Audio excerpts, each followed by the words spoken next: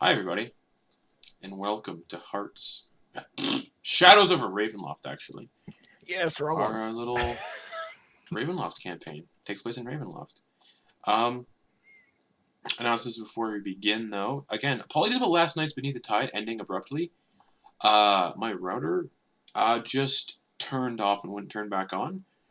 So I had to spend an hour last night resetting it and updating its firmware and everything. So hopefully we're good tonight now.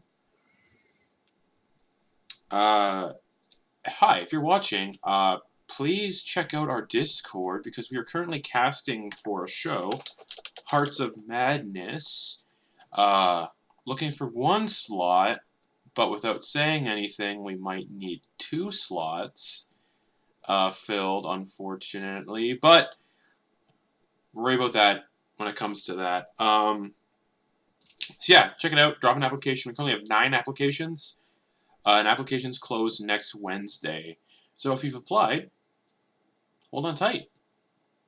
And if you get contacted by me about the application, we'll be going into the second round of applications, where you actually we'll have a group discussion with the cast and see how you guys kind of meld.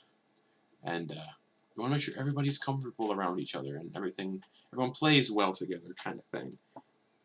And that's a Forgotten Realms campaign, so come on into our Discord and drop an application in. We also have a podcast sort of stuff set up on Apple Podcasts and Spotify. That's where Demystifying DMing is now currently. And if you're following that little podcast thing, next Sunday after Soldiers of the Lich King, because we're not playing this Sunday, because Sam's on a field trip.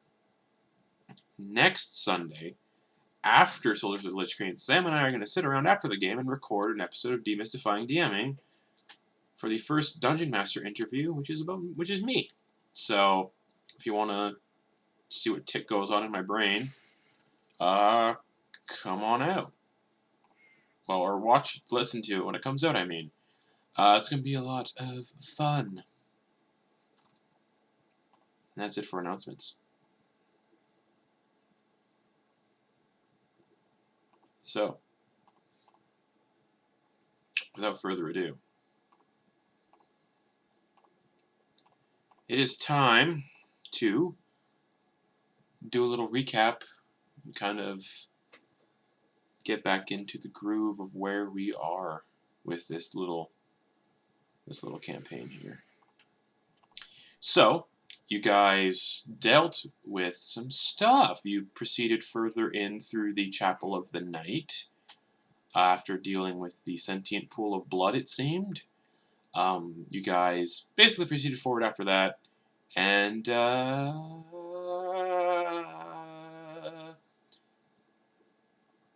eventually fought a weird zombie infested with worms, fought some shadows. You know, typical creepy chapel stuff.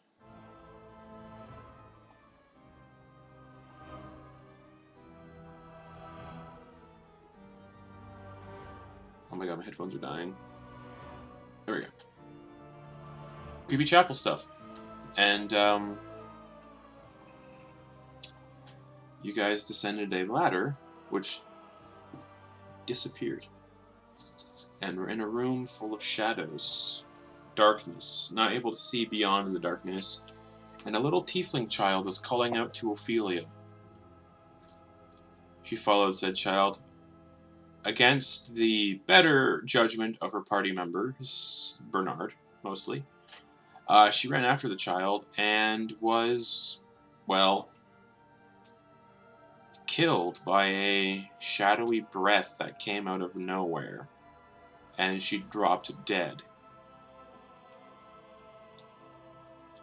As she dropped dead, the party ran into a sort of like altar room that appeared out of nowhere, and tried performing a resurrection ritual, which Bernard was doing his best to not allow. And after a quite extensive PvP session,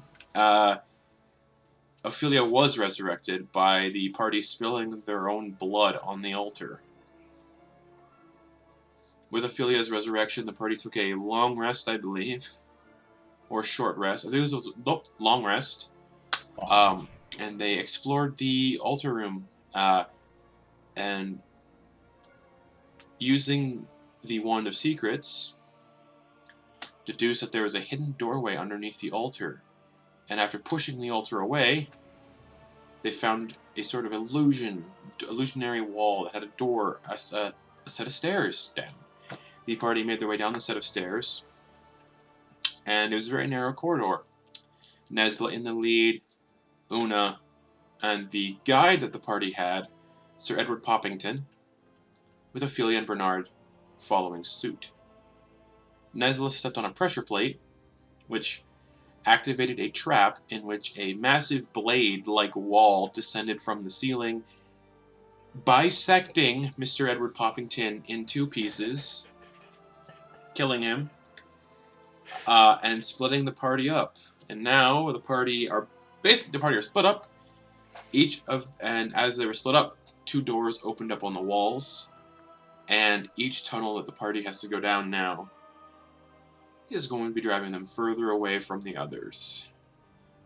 Before we get there, Nesla and Una are being chased by a large skeletal creature with long claws dragging along the walls and floors, and with a weird sort of outfit, like a scarf and a black loincloth, chasing after the two of them, just cackling like chasing after them, its claws scraping along the walls and the ceiling. And that is instantly where we're picking up with Nesla and Una, because they are first in the group initiative. You guys kind of go down this corridor. You take the immediate left, and as you take this immediate left, the hallway extends before you about 60 feet before making a sharp turn to the right, and this creature is closely following behind, almost like it's doing what Nesla can do by teleporting in shadows to other shadows. Its large claws dragging against the stone walls, and it's just cackling, is filling the chamber, just and it's just chasing after, and then it disappears and reappears about 30 feet behind you two, chasing you down this corridor.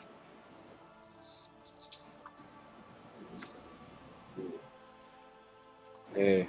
Last I remember, Uno was pushing me through the doorway, so I'm going to grab a hold of her clothing and start running. Okay. My audio is very quiet. That may have been me. My bad. I don't know if it is you. How does he sound to everybody else? Quiet? Yeah, he's fine. Every once in a while I hear like a fan noise, but that's it. Yeah, same. 1 second, everybody.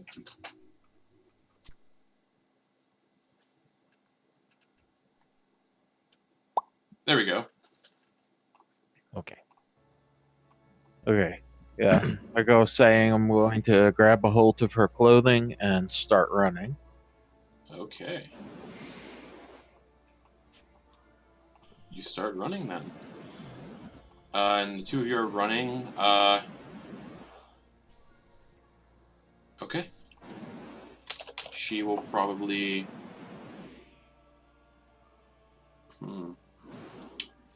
This thing's pretty big. It's like, yeah, 8 feet taller, so it's kind of scraping the top of the ceiling as it comes. Yeah, she's just gonna run with you. Just sprinting. Just... And you guys kind of get to the end of this corridor, where it takes a sharp turn to the right. Do you keep going? Yes. And are we in dim light? Oh, yeah. Okay, yeah, I'm gonna go ahead and pop 30 feet forward. Okay. And she's just like... And Una's just like, oh, and she just runs after. And she's like, I wish I knew what this bead did. And just keeps running. Because I don't want to use it if she's not here. I don't want to use her magic items without her. Yeah. That'll bring it to the second group. Bernard and Ophelia, this hallway extends before you about 60 or so feet before making a sharp turn to the right. Dr. Bauer, did you hear that? Sounds like they're in a bit of trouble. Sounds creepy. Oh, well. Yeah, what can you do?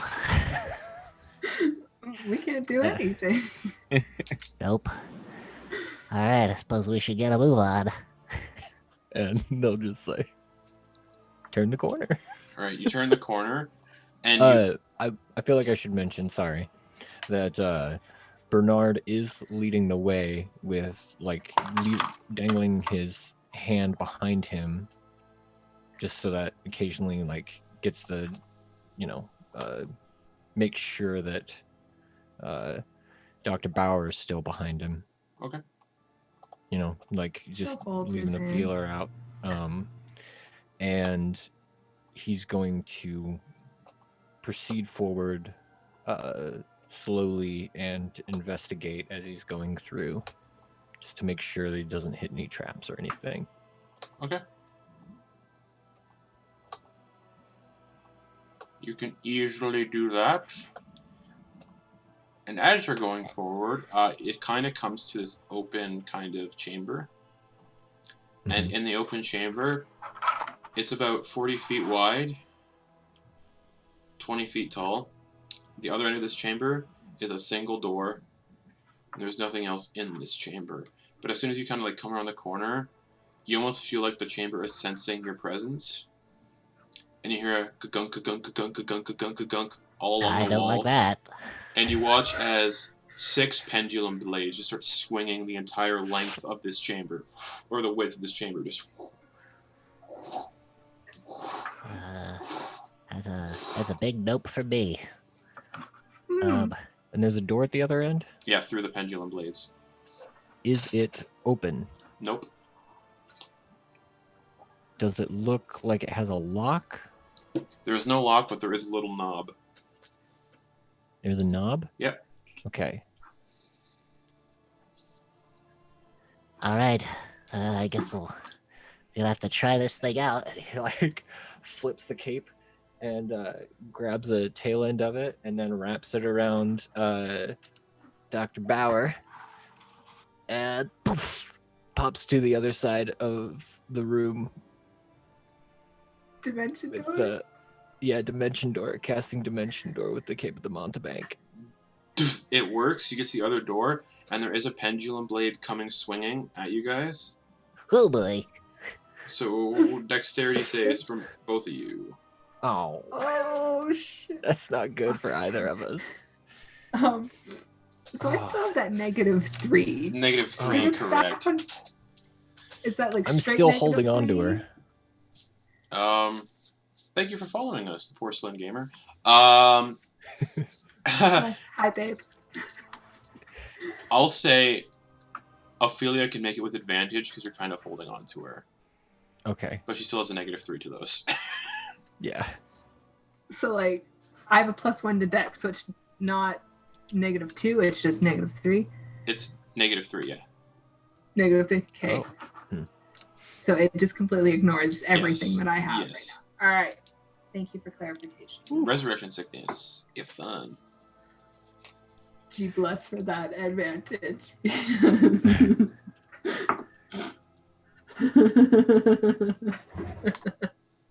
How does a 2 sound? What? The 2 is a fail.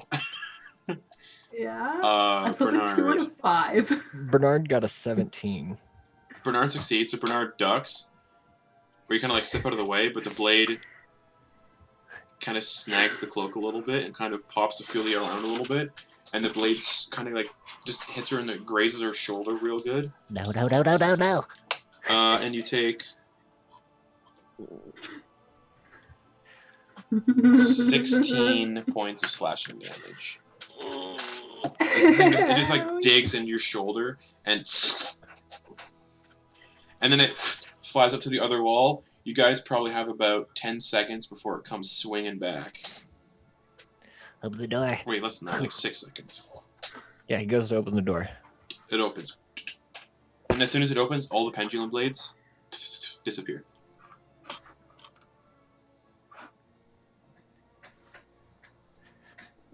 He looks back at Doctor. Did we do it? Go. Go. Yeah. Let's go. And he'll like push open the door the rest of the way and give a look around. The door closes itself if you guys pass through. Okay. And the room is Not dark, liking that. and the darkness goes away. And you're just in another narrow corridor. Bringing it back to the first group. You guys are still running. At the end of this corridor, Nesla, is what looks like an open archway. Alright. Well, I am concerned about my companion, so I'm going to I'm a little ways ahead, so I'm going to turn around and try to jump up the wall and do the little monk leg hold Okay? and holler, "Come on," as I draw out 2 of my daggers, and I'm going to hold action for when it's in range. Okay, so Una just runs underneath your legs, and she slides underneath that open archway. Just with her momentum, just carries her through it. And you see this thing, you can hear it cackling as it comes around the corner, just and it disappears, and then teleports 60 feet closer. And as soon as it teleports within like 30 feet of you, Nesla, you're just like 2 daggers.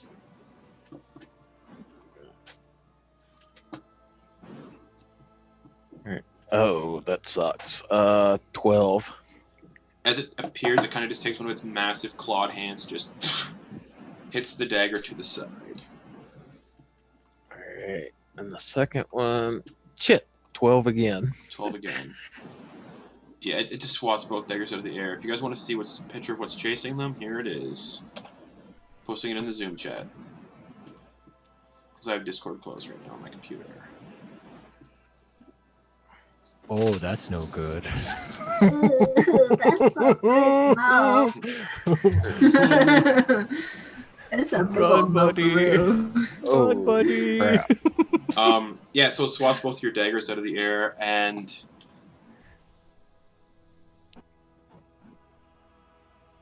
it's just gonna keep lumbering towards anything else, Nesla. No, that was a held action. Okay. Una's just gonna be like, Nesla, come, hurry, get in here! Is it me again? Yeah. Okay, yeah. I will I will run and then dash if I need to. Okay, so you just drop down and under the door, and as you're running under the door, it's still chasing us. And then it disappears again. Back to the second group, Bunsen and Ophelia. You guys are just in a long, narrow corridor again. Hey, how's your shoulder? Is the bleeding stopped? Let's get that addressed here. And he's gonna just try to stop the bleeding. Okay. You can easily stop it. Okay. He's just gonna do. I imagine his hands are so big now that he just like puts a hand on it and then just grips it tight and just to put pressure on it for a while as they're walking down the hallway. Okay.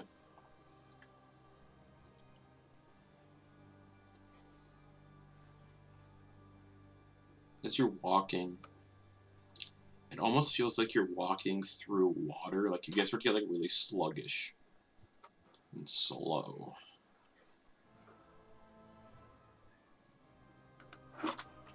Bernard's gonna pull out his sword of warning. Okay. And he's just gonna kind of slash at the air. It's like just to see if if anything feels weird. You just hear a sigh. He's like, Maybe "Ah."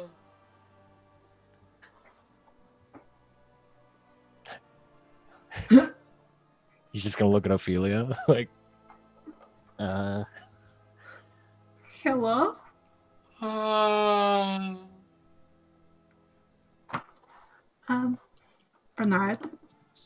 Yeah. I don't believe I need to remind you of the last time we followed a strange voice here. Yeah, no, he looks behind him. Is the door still there? It is not. bad news. Only one direction. Do we recognize the voice? No. It just sounds like sighing. Okay, good. It's not like last time then. And the more you're walking, it doesn't feel like water. It feels like hands are just kind of like holding you. And you're kind of like walking through hands. Oh, Justin, why? Ooh. Does not like that one. No. So when he swings, I have to do what the thing says. So when Bernard was swinging, did he feel like he was finding purchase on anything when he swung? Not really. Okay, all right. So he'll just leave it to his side, and just try to keep an eye out for anything bad while, I guess, staying, I guess, technically grappled. Not technically grappled, but we're kind of holding hands, right? Yeah. Yeah, Ophelia's Okay. holding his hand. All right. The corridor stretches for another 100 feet or so before going down, like an incline, like a slope. Ooh. Ooh. Does it look slippery? No. How steep of an incline is it? Not steep at all, really. Okay. Kind of like. Alright. I can't really see because my We pasty just white notice hand. it. We just Yeah. notice it's going downwards. Yeah. All right. So it's like a wheelchair accessible Yes, like a ramp. type slope. Yeah. Not a slip and slide. No. Okay. Yeah. Okay.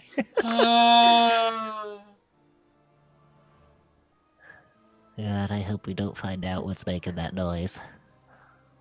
Yeah, I believe I second that. Oh, yes. question. Where's the lantern of revealing? I believe we had it out. Oh, we didn't. We haven't pulled it out Oh, yet okay. since I just trying to we remember. haven't pulled it out at Trying to all. remember who's. We had turned the Okay. oil lamp off. But is it dark now? No.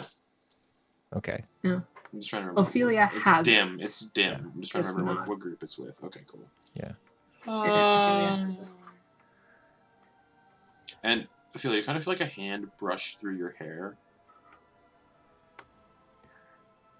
Like it's almost like it's someone's like stroking your head and like petting you. Step closer to Dr. Bunsen. All right, and you guys start going down the slope. Back to Una and Nesla. You guys are in. It's the worst haunted house. You guys are in a 40 by 40 foot chamber, and there's a single door with no knob, no handle, or anything, and there are just massive 6 foot tall vases all over this room, covering the floor basically. And there's like 2 also like kind of slab platforms about 30 feet up, but there's nothing on the slabs. They're just empty slab platforms. And you guys are standing in this room. You can hear that as it starts to like just force its way through the small archway and get into the room with you guys. Yeah, I'm gonna look around. Is there any writing on the walls or near the vases or anything? There is not.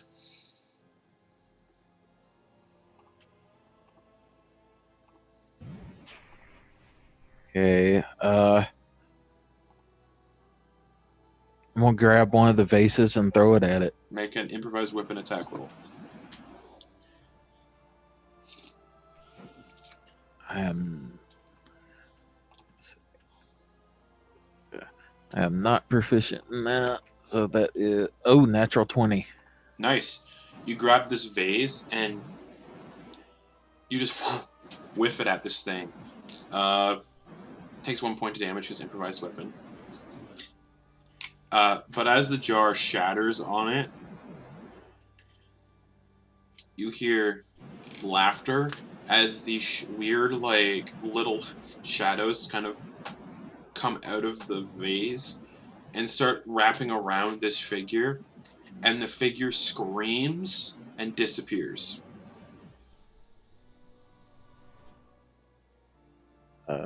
Look up to the platforms, make sure it hasn't teleported somewhere in here. It has not teleported whatsoever. It just, basically these shadows kind of were making it, like, scream and writhe around, and then it disappeared.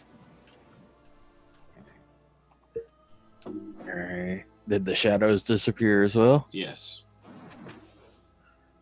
Okay. I'm going to start frantically checking the door for any way to open it. Alright, Una's just gonna be like, Nesla, let's just not break open any jars, yeah? Yeah, probably not a good idea. Alright. Give me an investigation check on the door. Oh, that's not good. 6. Alright, Una will do one as well. 12 plus 10, 22. She has a passive perception of 25. Yeah. Jeez! I think that's her passive. And investigation is the same too. investigation. Yeah. So she's like, Nesla, there's kind of a weird button at the bottom of the door.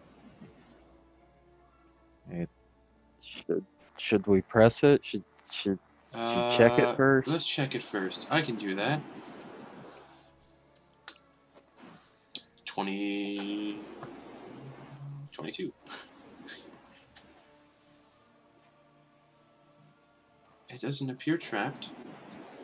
Duduk. And the room flips upside down, but you guys don't fall. You kind of just reposition. Okay. So where you're Weird. standing on the floor goes to where the ceiling was, and the ceiling goes to where the floor was. You guys just magically kind of float to the ceiling. A door opens up on the ceiling, revealing a ladder going down. Look to Una. You want to take the lead on this one? Sure. And she starts climbing down the ladder. I'll follow behind her. Alright, back to group number 2 with Bunsen and Ophelia. You guys are going down this slope, boy. and all you hear is just, Just so we're on the same page. Number one priority is leaving, right? We're not gonna worry about what Strahd wanted from this place. We're just bugging out, right? Yes. Honestly, Yeah. at this point, the fuck's Strahd. Yeah. Yep. Nope. Yep. We could just go back to Valaki, have a nice life. Fuck it. Yep. Let's go. Yep. Good. That's good. We're on the same page then. Is the hand still like touching? Oh, yeah, Ophelia? it still feels like hands are just all over you guys. Just, Is it on? Does Dr. Bunsen feel hands on him too? oh that yeah, like aren't all over. where he- It's like you're Ooh. wading through a river. It's like you're wading through a stream of just like disembodied hands you can't see. This is not my favorite. This feels really weird. He's just gonna keep moving through. Who's in the lead? Yeah, same with Ophelia. Just Doctor ignore the hands. Bunsen is. Okay. He's in the lead, and he's keeping an investigative eye, making sure he doesn't trigger any traps. Investigation check. Come on, Doctor. That is an 18. Oof. Makes it. Makes it! By 1! G+! As you're walking, you catch the glimmer of a little tripwire, and you can easily just step over it. Watch out. See that? Yes. And based on that investigation check, I'll say you can kind of see the tripwire connects to a 15-foot kind of length of the tunnel on the floor. Just you don't know what it does, but it's about 15 feet long. Blessings on my Yud. Let's step over this darn thing. Don't fall down there.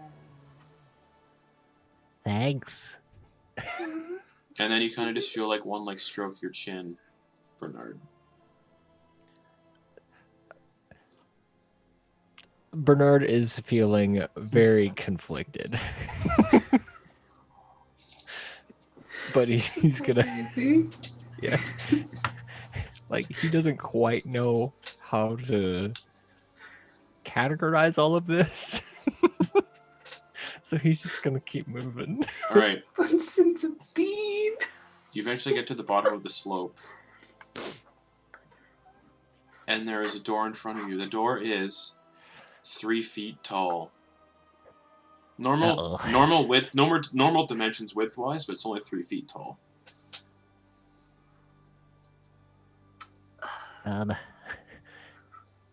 Whoops. I guess we got to get on our hands and knees.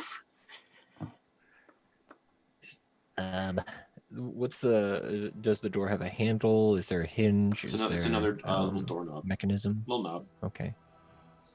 I guess we'll just check it for traps first. Investigation check. Okay. That one's cocked. That's a 21. 21. You do not see any discernible traps. Looks good. Alright, here we go. And he's gonna grab the handle and turn it. Alright, you open it and you see a tunnel going straight ahead. The tunnel, 3 feet tall, normal width of this tunnel. And it looks like it goes about 100 or so feet. Don't know if I'll fit in here.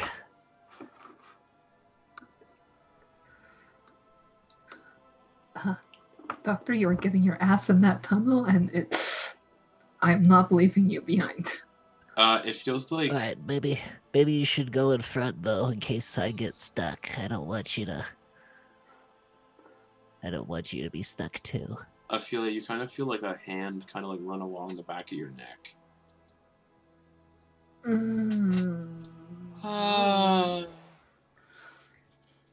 Do I see her kind of go rigid? Probably. Mm-hmm. Yeah, maybe you should go first. Mm-hmm. Okay. Ophelia will, I guess, hands and knees and... Alright, Go so prone, through. half movement as you're crawling through. Just... Mm-hmm. Oh, I used the cape so early on in this. No. As you're crawling through this tunnel, Ophelia, there's Lay just... it on me. What happened? Every wall tile of this tunnel is just a disembodied face smiling. Unchanged facial expression, just constantly smiling, eyes wide, just...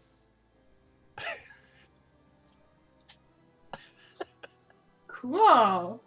All right. So now that Dr. Bauer's in there, can Dr. Bunsen fit? Yes. Okay. Because he's kind of big. Yeah, you can fit. Cool. Okay. Let's get that He thick is boy wearing- in there. He is wearing heavy armor. Yeah, you chainmail. you can definitely fit. Okay. It's a very tight All right. squeeze, but yeah, you get in Yeah. and you see the same faces smiling on the walls. Just Well, that's, things are looking up, right? Alright, okay, let's go. Oh, boy. and their eyes are following when you guys move. Just Ophelia is so tense right now. okay. But we're going. That'll bring it back to Shuffling around. yeah. That'll bring it back to the first group. You guys are climbing down a ladder. Yes, sir.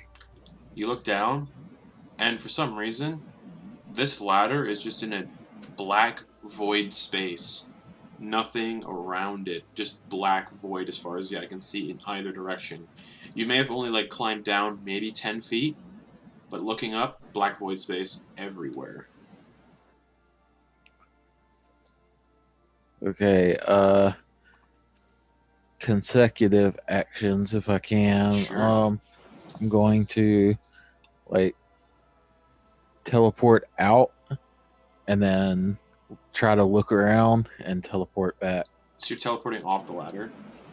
Yes. Okay, you start to plummet. And All right. you don't see 6 anything. seconds. You're just falling, just teleport back. All right, so you teleport back onto the ladder. Just Okay. Yeah. Just, am I below Una now? probably. Okay. Nothing out there. Follow me and I'll just start sliding down. Okay. Okay, thank you, Nesla. She kind of just does the same Dark Souls-esque ladder slide. And you guys both start sliding down. and down, and down, and down, and down, and then stone floor. Step out of the way. And then Una's just like... And in front of you, you see another door. Una, you want to check this one too? Yeah. That is a 15.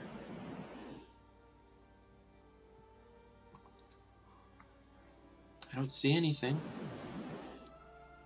Are there any knobs or anything? It's a push door.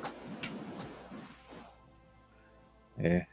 Tell her stand back a little bit, and I'll take my quarterstaff and try and push it. Okay. You push the door open, and you hear a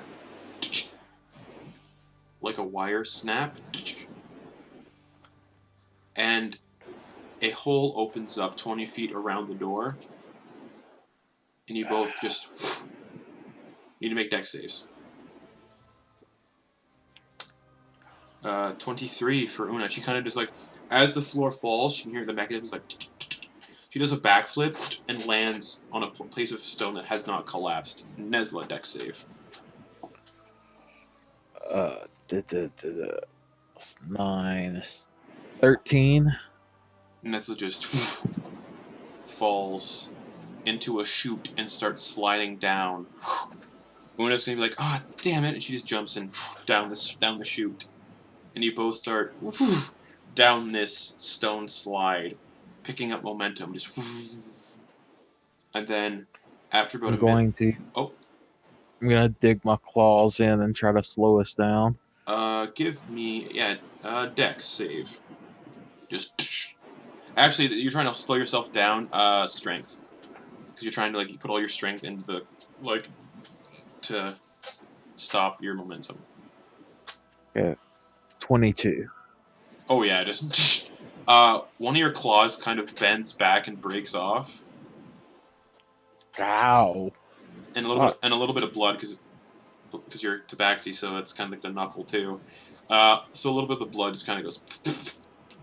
But you like leave a streak of blood, but you stop yourself and you kind of slow you both down. Now you're just like in the middle of this very narrow chute. Okay. Up or down? There's no way I'm getting up that. Okay. I'll start letting us go slowly. Okay, you start just going slowly at a gradual kind of little pace. And eventually you drop, the shaft kind of goes, and then it goes 90 degrees right down. And you can kind of see a drop. When you get to the edge of this, you can see a drop. It's about 10 feet down. Okay, 10 feet. Yeah, I'll jump it and can't remember what it's called. Slow fall. Sure. And turn around and try to catch Una. All right. So yeah. So you drop. It's just a d6. That's 2 damage. So I think you only take none. No, none up to 50. Yeah. So you land on something squishy. And you get the idea. Landing on this, there is no bludgeoning damage when you hit it. All right, I'll still try to catch her. Yeah. Athletics or acrobatics, I guess. I don't know.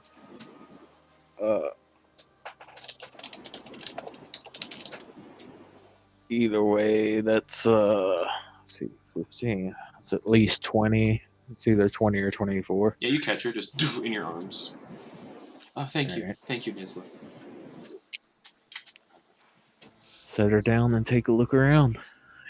You're standing on something that's kind of about the entire width of this room. It's like red, like a red, soft thing. And it's about 40 feet long, just filling up the entire floor of this room. You do not see any doors or anything, and almost like some of its flesh is kind of up on the walls too, kind of pulsing.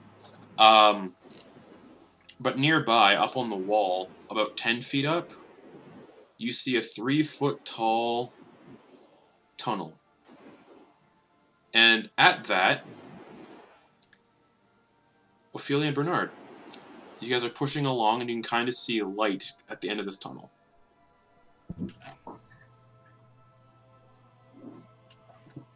Push on towards the light, I guess. Mm-hmm. The light. No. And you get to the light and you see a room. And standing in the room, you see Nesla and Una kind of looking around. And the entire floor of this room is just like a soft red flesh almost. Oh, wait. I hate that you said that. I hate that you described it as flesh. It looks, actually it doesn't look like flesh, it looks dough-like. Oh, It looks like dough. I hate Red it less. dough.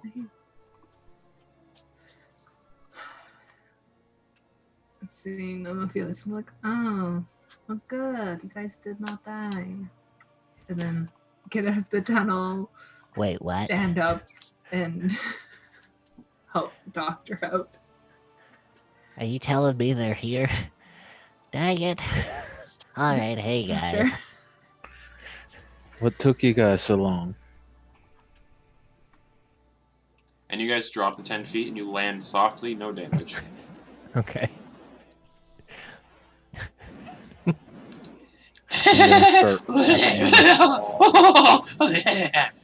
The dough-like floor is laughing. And you guys watch as mouths start to open up all over it and weird little yellow eyes. I need everybody to roll initiative as you're fighting the floor. Just why? Oh man, I am excited for this one, you guys. Garrett will appreciate this. I hope. It's real fun. So, does the -3 apply to initiative as well? Yes. Okay, cool. Cool.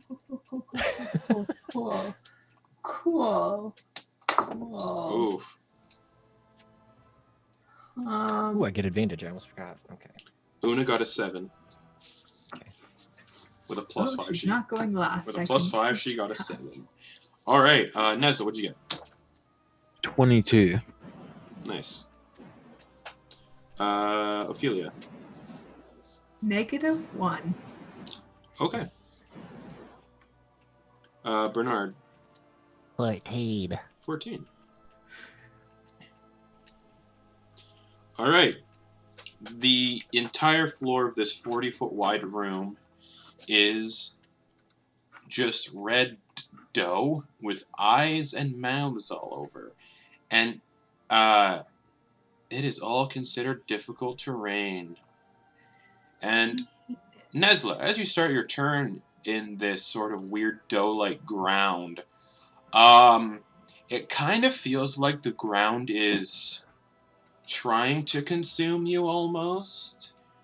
I need you to give me a strength saving throw at the start of your turn.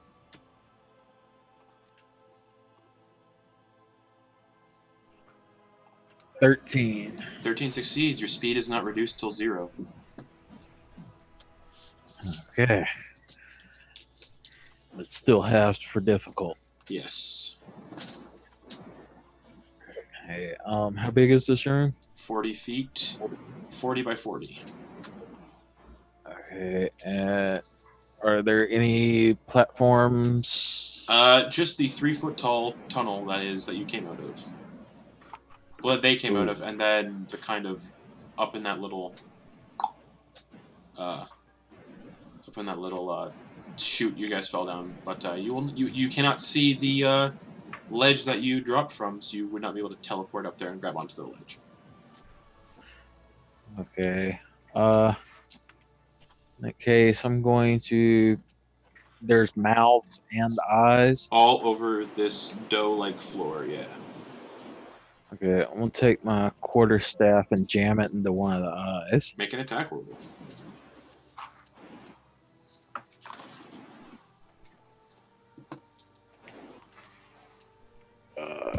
22. 22. Definitely hits. You're attacking the floor. An eyeball on the floor. Yes. Ooh, max damage. That will. I assume I'm using both hands to jam it into Sure. the eyeball. So it's not max. So it's 11. 11 damage. Okay. Does it react at all? It kind of just squirms and makes a lot of wet sounds. Like. Oh. Okay, well, I'll turn around the other direction and see if I can jam my quarterstaff into one of the mouths. Sure, and as this is all happening, the mouths all over his body, like all over this weird thing's body, begin to murmur and chatter, each with a different voice. Deep, shrill, wailing, ululating, crying out, and ugh! And then some of the screams aren't agony, they're almost ecstasy. I have legitimate goosebumps. Right And now. this this is like a cacophonous gibbering. And make another attack roll, Nesla. That's not good. 11. 11 does not hit. Okay. I'll pull it back and make one more towards another mouth. Different one. Okay. Crap, natural one. Your quarterstaff actually gets stuck in the dough. But you pull it out with a wet plop. Just a. Ew. All right, and that's my turn. All right, Bernard. Strength saving throw. The start of your turn as you're Whoa. standing around in this ground. Okay. Okay, not terrible, I guess. 14. You are not reduced to 0 for your speed. Okay, cool. Still difficult terrain, but yeah. He's gonna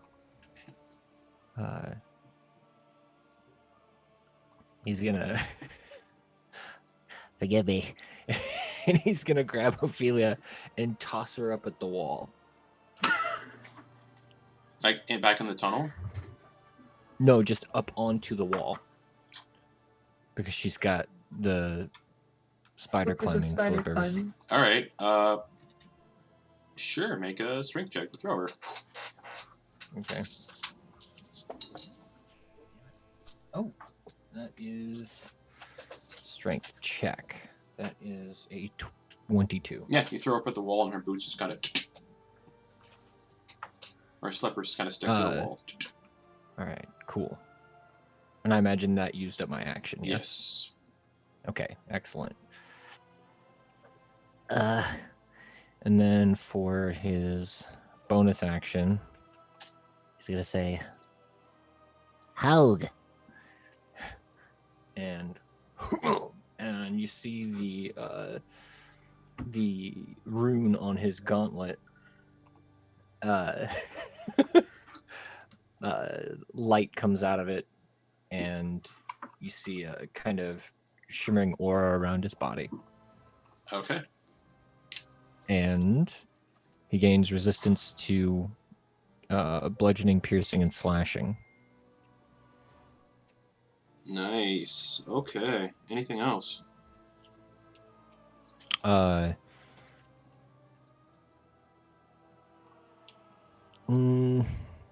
he has is movement. I'm not quite sure what he can do with that. So he's going to just stay near other people in case he needs to use a reaction for anything. Sure. That'll bring it to So he's Una. gonna move, Oh, make sorry. sure that everybody's within 5. Yeah. Oh, everyone's sorry. within like 5 feet. Oh, okay. Okay. Una is gonna take out. Oh, she's not attuned to that yet. She's just gonna stab down with her original rapier.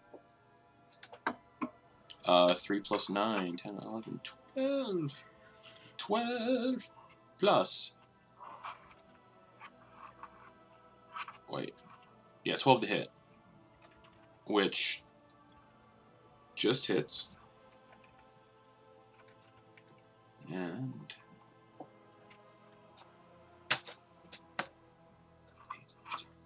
12 piercing damage. And that'll be a sneak attack, I believe.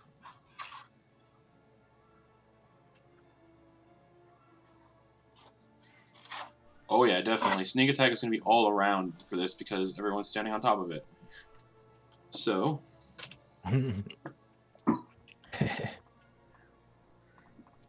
Okay, and then it'll roll 5d6 for sneak attack. As she just screams and stabs it into one of these eyes, and it'll take an additional 16 sneak attack damage. Okay, and that'll end her turn, because there's no point disengaging this thing, because it is the entire floor. And that'll bring it to its turn, and it's going to start to laugh and scream and moan with ecstasy. Just... And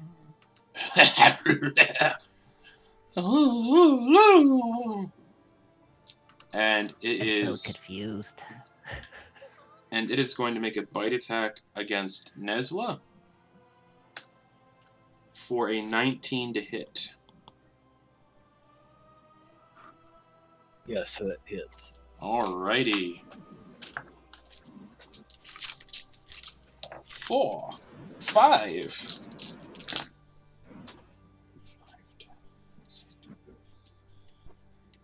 You take 20 points of piercing damage. Ouch. And need to make a strength saving throw.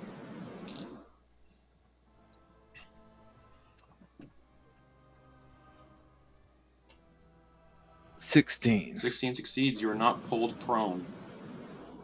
As this dough kind of just rises up and like... realizing that it can't eat you yet, it's gonna look up at the wall where Ophelia is. Oh no. And do a blinding spittle. Just... And kind of spit up this, like, mucousy phlegm at Una. And the phlegm explodes in a blinding flash of light impact. Yeah. Okay. So Ophelia needs to make a dexterity saving throw. Great. I love that for me. -3. Yeah. -3. Okay, I need to get rid of this dice. That is a 4. You are blinded until the end of the creature's next turn. Cool. Just your eyes just go... And you can't see. Yeah, and now it's laughing. It's like weird sounds that it's making. These cacophony of just weird, gross, gibbering sounds is now ever constant. Which will bring it to Ophelia. Ophelia, make a wisdom saving throw now. As these weird sounds just kind of get into your head.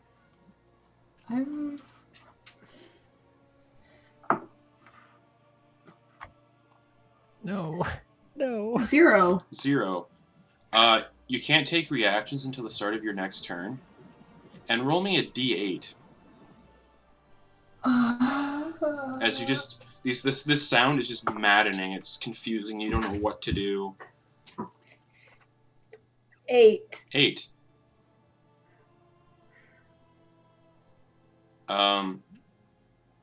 You do nothing because you cannot make a melee attack to any creature where you are right now. G+. And that's your turn. That's my turn? Yeah. No. No. Like, I don't get a turn, or now it's my turn? No, that was your turn. That was your action. You do nothing. Can I have a bonus action? Nope, you do nothing. Yeah. Whole turn was just rolling saving throws, and now her My turn's entire turn over. was getting fucked by these dice. So Oh. sorry. That'll bring it to Nesla. I need a strength saving throw first, and then a wisdom saving throw. As this cacophony of just... fills your ears. Oh, crap. Oh, I love this creature so much. Strength 16. 16 succeeds. Yes. Wisdom 5. 5. This incoherent babbling causes you to also go kind of out of it. You do not have reactions till the start of your next turn, and roll a d8 to determine what you do for this entire turn. 6. 6. You take no action or bonus action and use all of your movement to move in a randomly determined direction. So, you move straight into a wall. You just walk into a wall. You use your full movement to walk into a wall to the north. So, just... I can also move directly vertical. I don't know if that No, not for this. does anything there. So, you just stop moving. And that's your turn.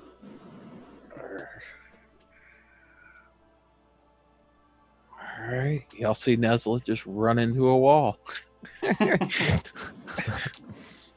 Bernard, same thing. Strength and wisdom.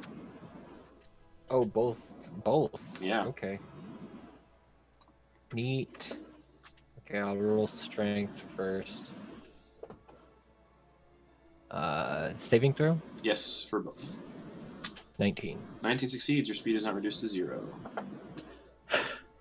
And the wisdom saving throw is 16. 16 succeeds. Oh boy. Do I have my turn now? Yes, you do. Hooray, guys! We can do something. Bernard sees what's going on. And he's like... Yeah, not good. And he's going to... He's gonna... bonus action Mm-hmm. and Yes. and gain a +2 to his strength for a 22 strength score. Okay. And then he's gonna make 2 attacks at his feet. Just... Not his feet, but you know, this thing. Yeah, go for it. He's just gonna go nuts on this thing. Go for it. Yeah. So first attack Mm-hmm. is a 22. Hits. And sorry, I should have said it beforehand, but I was gonna do it two-handed. Is that Sure, yeah. I assume it's two-handed, so... okay? Okay. And that's gonna be 12 slashing damage. Okay, you just chop into this dough, basically, with your sword. And it just... And lets out yeah, ecstasy moans when you slash into it. Just... Bernard is confused. And then as once he hits that, he's going to activate the fire rune because he hit it, Mm-hmm. and it needs to make a strength saving throw. Strength saving throw. Yes. 18. Oh, that succeeds. Okay. Next attack. Yeah. That is a 26 to hit. Or 16 to hit, Hits. sorry. Okay. That is 13 slashing damage. 13 slashing damage. And this time when you hit it, chop, it just goes... This is the worst. Anything else? I think seeing what's happening with everyone else, Mm-hmm. he's gonna use his movement, all 15 feet of it, to kind of get away from everyone. Just like walking through. It's like walking through Yeah. dough. Okay. Yeah. That'll bring it to Una then. I mean, he's obviously not going to be doing any damage, but Mhm. flavor-wise, as he's walking through, he's like trying to step on eyeballs and stuff. Sure. And, like, just laughs the entire time as you walk along it. That'll bring it to Una. Yeah, Strength saving throw. Natural 20. Wisdom saving throw. 19 plus 2, 21. So she just goes, "You're fucking gross." Stab. 19 plus 9.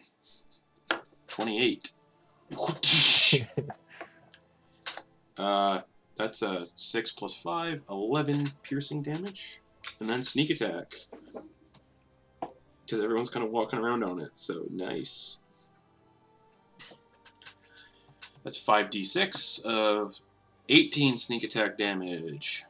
She just plunges it into one of its eyes, and the eye, like, bursts like a berry. And just squirts up in the air. And she's just like, "I'm just gonna stay right here. Like, I mean, I'm doing fine." That'll bring it to the creature, though. And it's gonna use some of its movement and start to slide up the wall towards Ophelia. No. No attacks of opportunity, because it is basically staying in range of everyone. Yeah. Why No. me? And it is going to make a bite attack against Ophelia. One of its mouths kind of appears out of its body and goes to chomp into her. Just And I don't have reactions, do I? no, that's a 24 to hit. Yeah. That hits. Alright. Ophelia, you take 15 points of piercing damage. Oh. And then another mouth is going to appear and spit blinding spittle at Bernard. Or no, blinding spittle at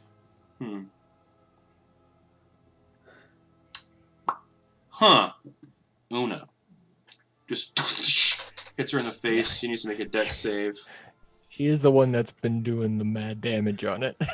Yeah.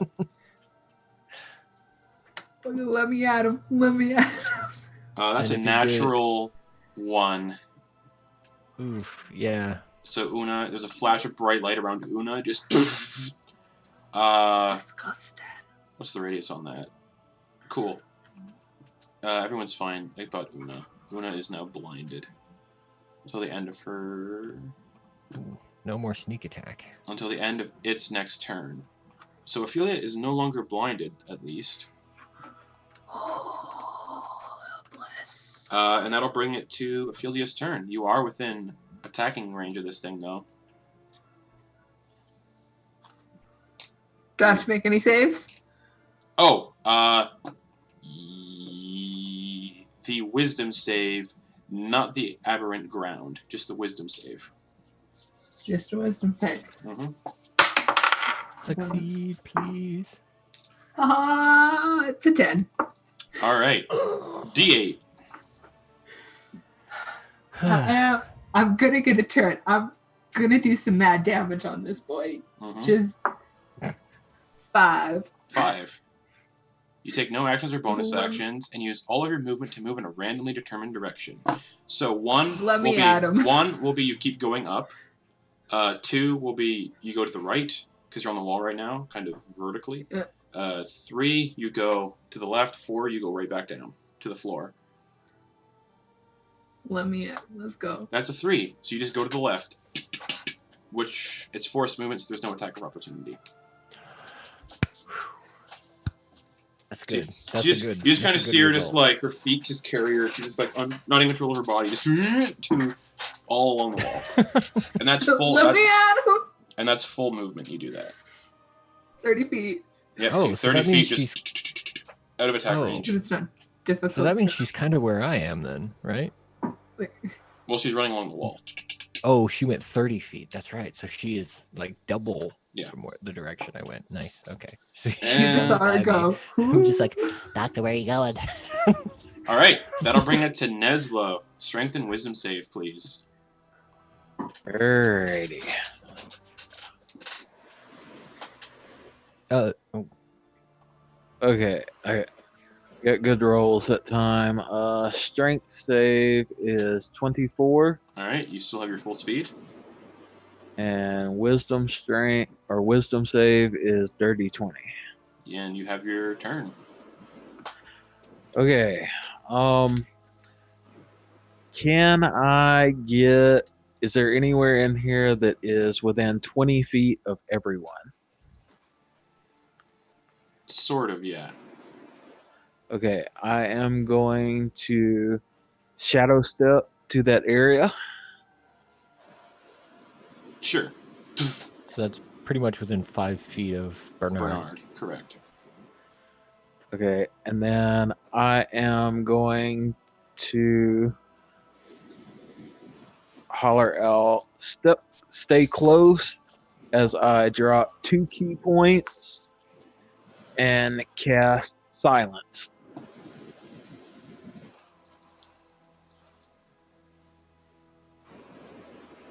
Nice. Okay. It's just a. There's no save on that, right? Or is there? No, it's just a 20-foot sphere of deafening. Okay, so anyone who is out of that 20-foot sphere will still be under the effect of the audio stuff because it's basically a 40-foot. It's like a 40-foot width creature. Okay, so in the middle, basically, is a 20-foot sphere of silence where you are safe from the babbling. Cool. Anything else? But there's no more communication or spellcasting here. So. Correct. All right, no, that's it. Shooting. Let's action, bonus action. All right, that'll bring it to Bernard.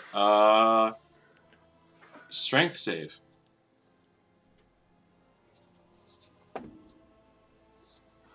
That is... Ooh. I just realized because I upped my strength, it gets increased. Ooh. 17. Yeah, you're good. All right. I can do my turn now, right? Uh-huh. All right, cool. 2 attacks, 2-handed. He's just grabbing this thing. Okay. That's 22 for the first, That hits. and that is 10 slashing damage, Okay. and 17 for the second. Hits. Oh, 7 slashing damage. Okay. And let's see, what else do I have? I got a bonus action.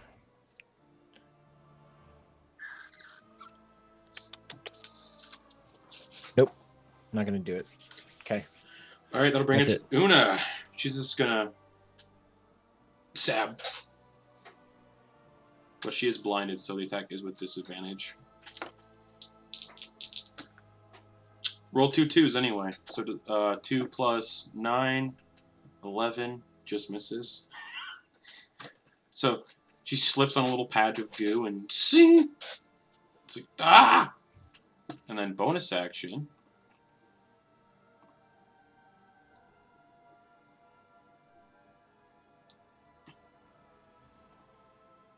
She's going to disengage. Or dash, yeah. And, no, dash. And she's just going to dash. And because she dashes,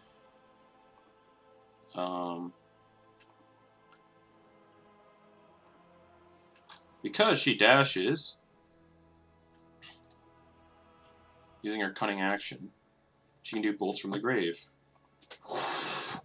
As these necrotic bolts slam into this thing. Dexterity modifier for its attack. Oh, okay. That is a 14 to hit, which hits. So it takes 5d6 necrotic damage, just like her sneak attack would do. And these bolts just slam into it, just and pop 5 eyeballs. Whew. And that'll be... Oh, she forgot to do the strength check. So she might not be able to move. Sorry. I forgot to do the strength check. She does not have any movement, so she can't do the dash action. So that does not happen. So it's just no. So it's just a miss. Well,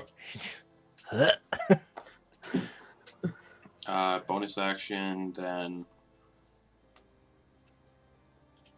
she can't really do anything. Okay. Bummer. Uh-oh. Oh wait, hold on. Bonus action, she's gonna stab with her dagger because 2-weapon fighting. There's no sneak attack with that, though, because she's still blinded. And that's 18 to hit, which will hit. 8 piercing damage.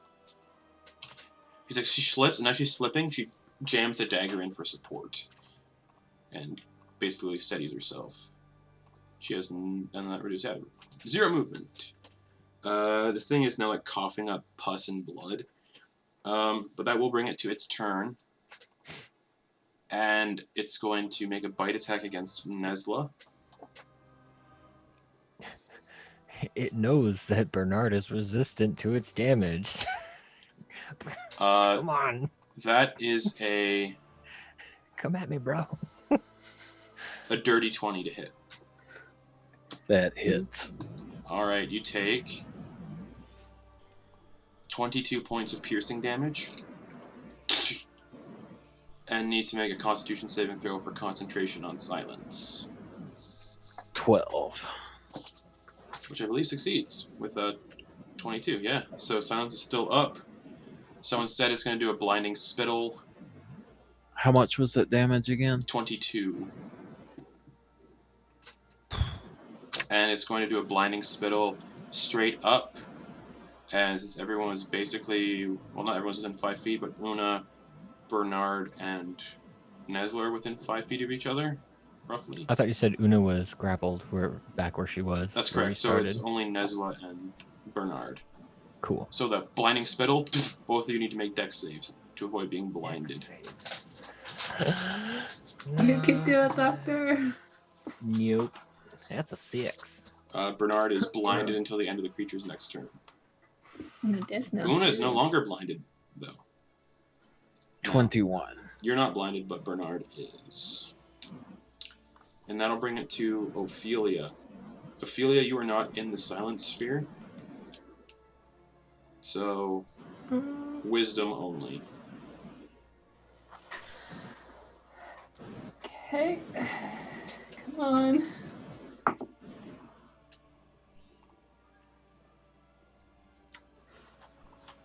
Oh my god, I can't do math. Let me...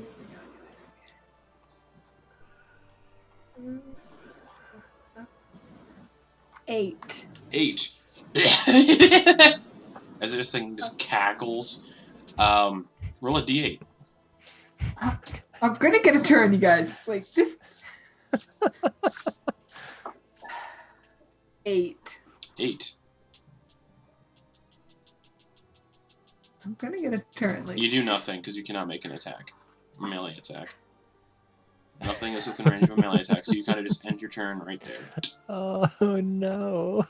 I'm gonna get a hit in, and it's gonna be spectacular. Like, I'm just building up, y'all. Alright, that'll bring it to Nesla. Give me a strength saving throw.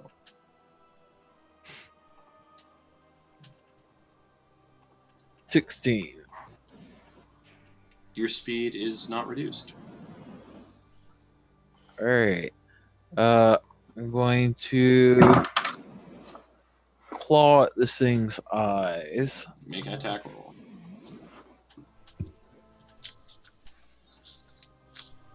Uh, 17. 17 hits, roll damage. You sort of clawing into this dough. 8 damage.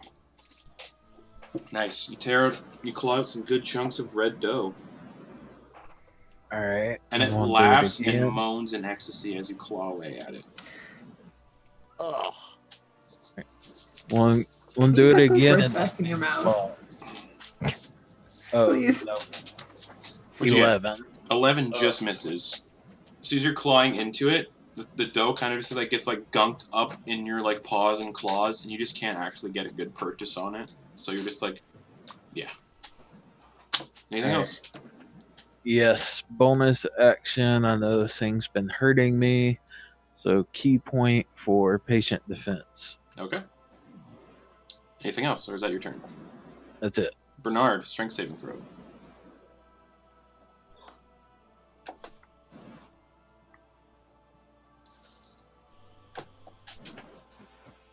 That's not a disadvantage because he's blind, correct?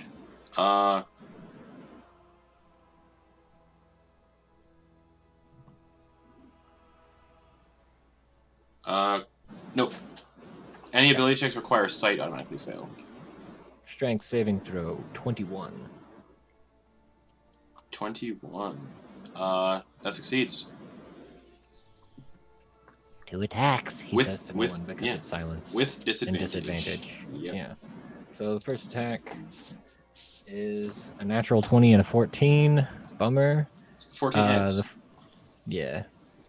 Oh, I didn't even add my modifier to that. Okay. 14 hits, yeah. 14, sweet. That would have been 24. Okay. Hit, so D10. That's good. That is 16 slashing damage. You bring your greatsword down, you sink it deep into it. It's just a longsword. Oh, sorry. Bring your longsword down, and it kind of pops and deflates like dough that has air bubbles in it, and you kind of like pop the air bubbles. It kind of just goes down and melts through the cracks in the floor and is gone. And there is a door on the wall that the creature was obscuring. And your blindness goes away. And he's I imagine he was still blind at the time, and he's just gonna make his second attack on the floor. Go for it. Double 9, so that's 19 to hit the floor. You hit the floor. Yes. Floor takes 10 slashing damage. Nice. If you guys want to see what you just fought picture-wise, I sent it into the Zoom chat. Hi, I hate that. All right. I'm going to look to Dr. Bunsen. Yeah. I'm going to mouth something. We get it? Did we get it? I'll wait until he opens his eyes. And then I'm going to mouth something at him. And then I'm going to drop silence. Okay. What was that? What the hell was that thing? I don't know. That was terrible. Ugh. Ugh. Oh, man. That encounter is going in the adventure book I'm writing for this one, so definitely for sure. Doctor, are you alright? Are you okay? I am fine. Alright. She's gonna come down from the wall. Mm-hmm. Okay. And yeah, Kind of froze up there a little bit, yeah?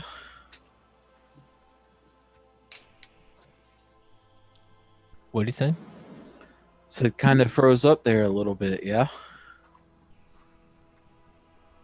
Who is that directed at? Oh, I'm looking directly at Dr. Ophelia.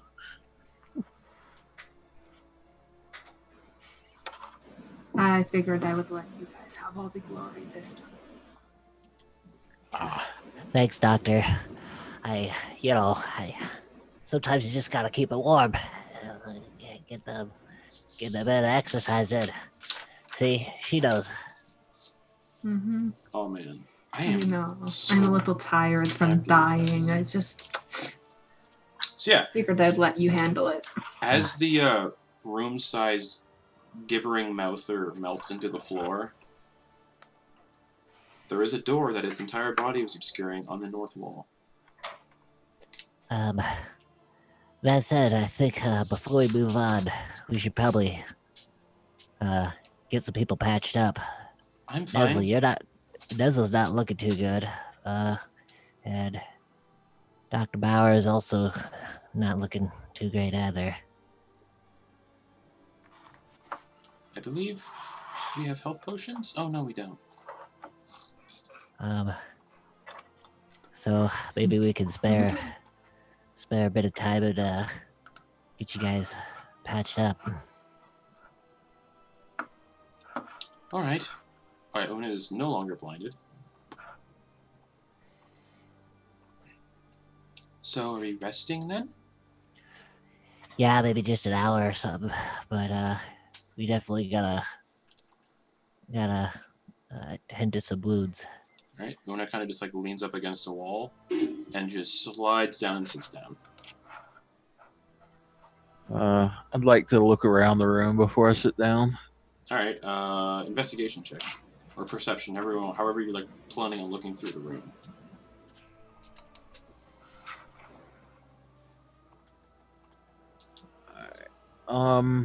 Since this seems to be just a big open room, I'll go perception, Okay. and that is a dirty 20. You don't see anything. Just the kind of tunnel that Bernard and Ophelia came out of, and the slope that you and Una came out of. Okay, yeah, I'll sit down next to Una. Okay.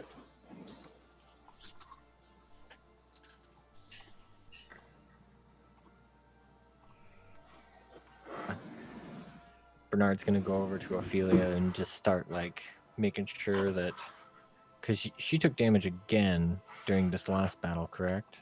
Mm-hmm. Mm-hmm. She got bitten. Mm-hmm. He's gonna make sure. He's gonna try and make sure it's not infected or anything, and like. Does it hurt? Does it hurt when you bend? When you bend your knee?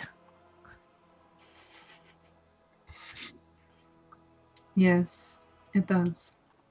Oh, here. And he's just gonna. I think he actually has something that he'll use. He's gonna take a bit of the. Yeah, he's gonna take probably his outfit that he wore when he wasn't wearing his armor. Okay. He's gonna take a bit of that and just tear up little shreds of it, Mm-hmm. and then just start trying to wrap and patch. Okay. Her wounds. Okay. I'm gonna be licking my claw that tore out. Okay. Is that too tight?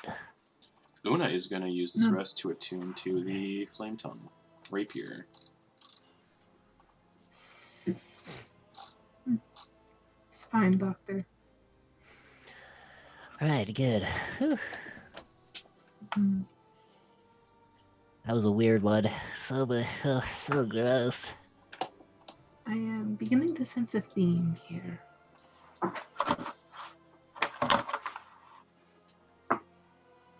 Well, what do you mean? Everything we've fought has been things I don't want to fight. You know, things that just really just get me. You know. I mean, so far, everything that we've come up Unfavorable. against everything seems to want to laugh here, which is really unsettling.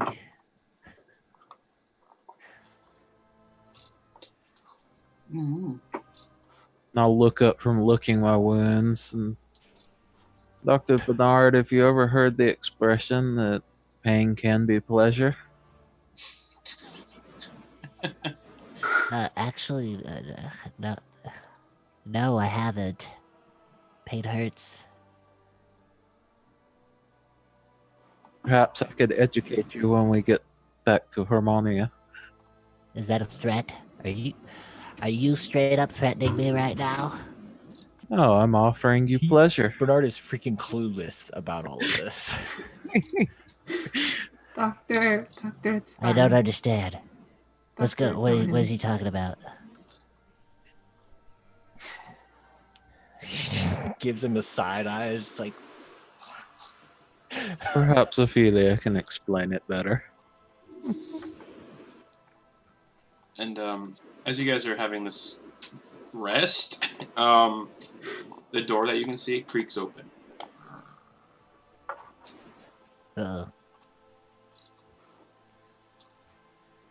I'll peek down. Mm-hmm.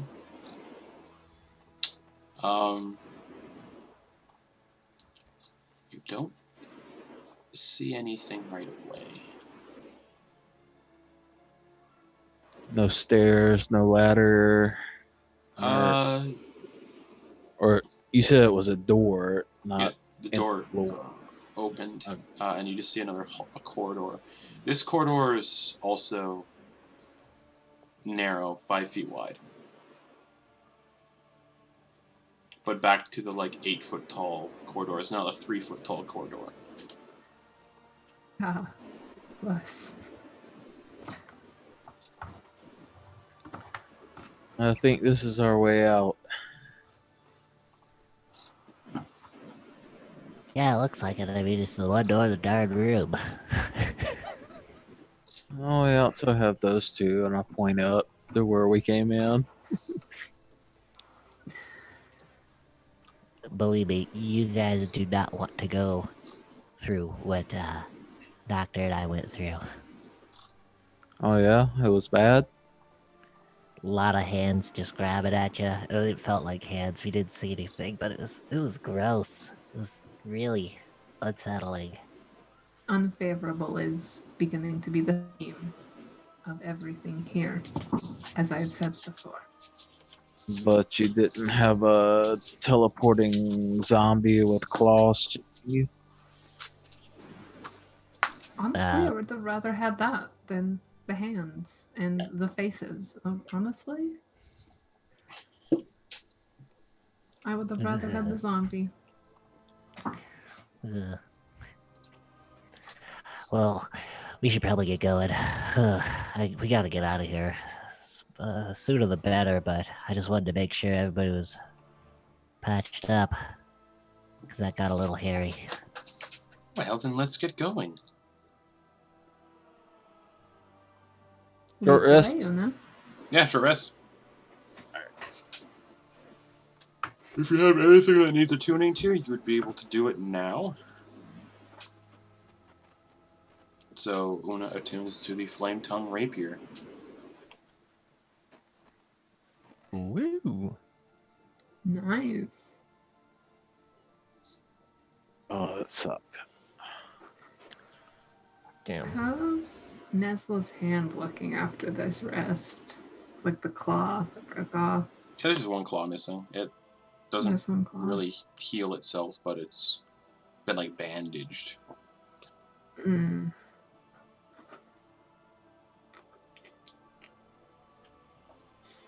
Would you like me to take a look at that, Nesla?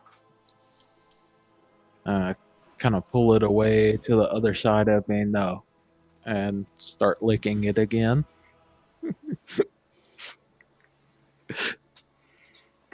I may be a doctor of the brain, but I was trained as a doctor of the body. And So yeah, what she said in the past, does she need to make a deception roll? They don't know shit. Yeah. Keep your dirty mouth shut. I don't know that I'd be pulling insight on her, but I'll reluctantly put my paw out there. Okay. And while they're doing this, Bernard is just at the door, like making sure, just waiting there and kind of taking a look down the hallway and everything. Just a corridor that goes for about 60 feet and goes up a staircase. Yeah, he's just, but I'm just saying where he's posting up during Okay. this How interaction. far is that from where Nesla and Ophelia is? 30 feet. Okay, so Ophelia is gonna lower her voice so that Dr. Bunsen can't hear her. And she's gonna get real close to Nesla. She's gonna be like, "What game are you playing with him?" Holding his hand so he can't escape. I'm going to slowly let my other claws out and touch the back of your hand. No games. And let them back in. Well, just know this. You make any kind of move on him, and you'll lose another fucking finger. Make a stealth check to see how quietly you're doing this with Una sitting right there, basically. Fuck. What about her? 16. Did you -3 from it? Yeah. Okay. Rolled a 19, baby. She has a 25 passive perception. I can't. Like, I literally can't beat that. Threaten Nesla again and you'll lose your head. I am just looking out for my friend. So am I. Then I guess our goals are the same. I guess they are. Bernard doesn't hear any of this. I rolled a 6 on my Bernard's just like, perception. oh, interesting, down this corridor. Yeah, he's not And- even. Just for good measure, she will pat the hand and cast Cure Wounds on it. Just Okay. a little, nice little first level. Sure. Bernard, what's your passive perception? Oh, 10. 10? And got no bonuses. You get 13 health Okay. back. You don't see anything. Okay.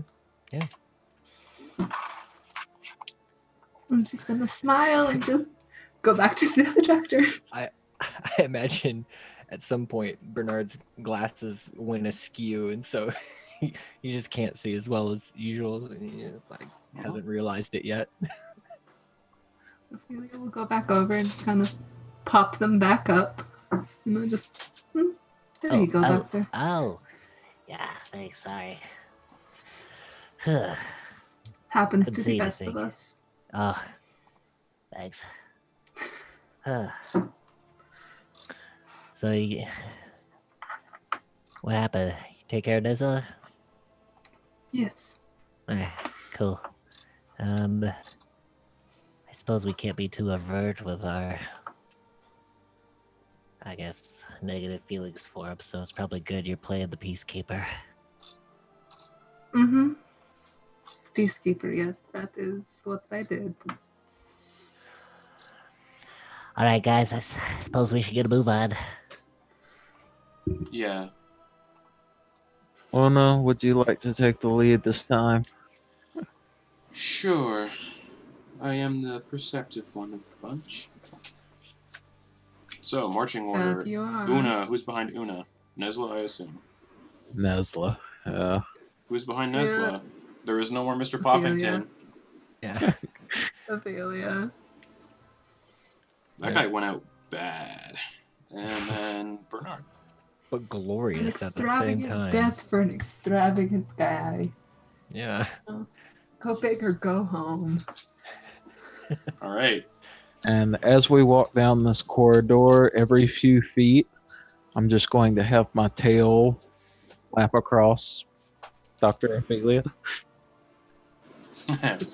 Pettiness. Wow, that is petty. I like it. All right. She will be looking out for traps. So I will roll a Just you investigation wait, check. Nesla, I could play that game too. That's a natural one. Oh. Damn. So you guys are walking. She's looking around. And you all swear you see something scurry across the ceiling. Just. Eh? How dark is it? In here, it's back to being basically magical darkness. Oh. So you get about Ophelia will- you get about 20 feet in, and then magical darkness just again. Lantern of revealing. Lantern revealing comes out, and you can hear that strange like again. And this time, with the lantern revealing out, you see hundreds upon hundreds of hands just grasping out of the walls and the ceilings and the floor. Oh no! So it. I They were imagine real it does it in hands. such a way when that thing lights up that we see them be revealed. Yeah, all So over we you, can just tell that they were invisible. Yeah. And now that you can see the hands, they're not 100% transparent. They're white, pale, and covered in like these weird scabs, and they're just like just touching everybody all over. But we can move through Yeah, them, it's just right? it's just slow Yeah. moving through again. Yeah, Okay. it's like difficult terrain kind of thing. You're just like, but now you can see Yeah. them because the lantern is revealing. Yeah, so this is what we went through before. It's disgusting. Yeah. Ophelia, you kind of feel one of these hands tickle you behind your left ear. Just Does Bernard see that? Oh yeah. Just yeah. He slaps it.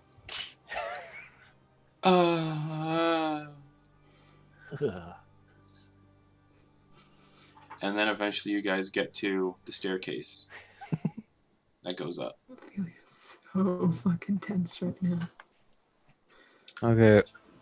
Do we come to like a clearing of the hands? Yeah, the hands kind of clear away when you get to the bottom of the Okay. staircase. Okay. As I And- see the clearing approach, Yeah. can we actually interact with the hands?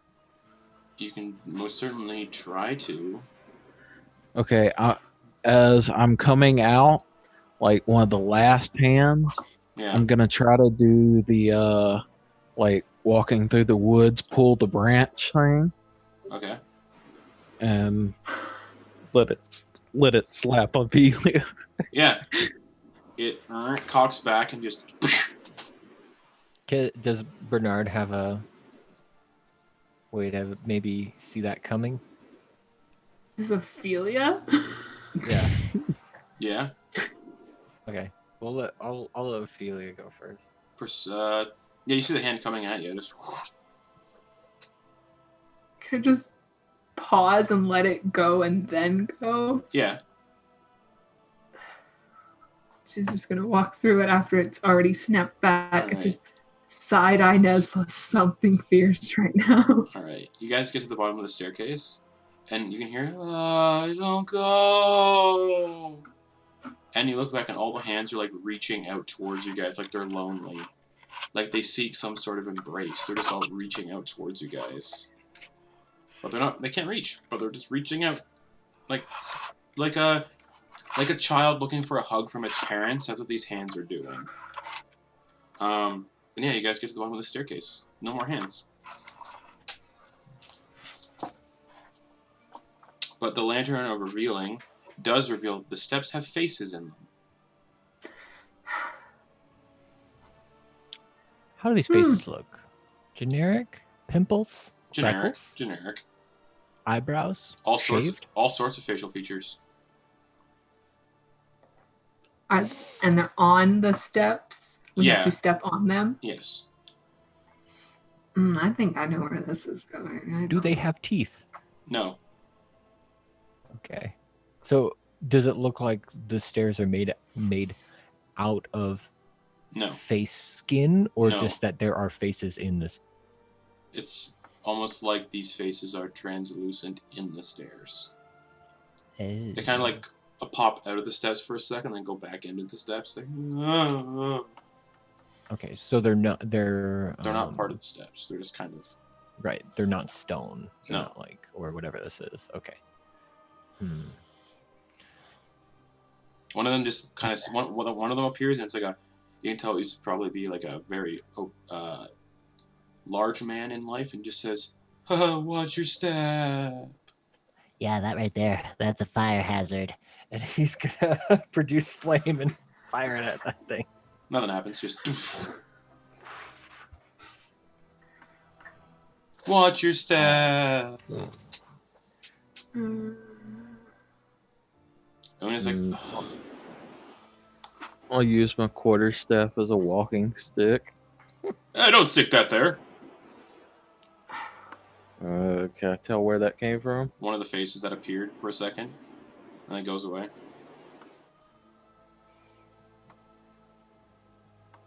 I'll move it to the next spot. Ow! I'll really jam the next spot. God, Strike it.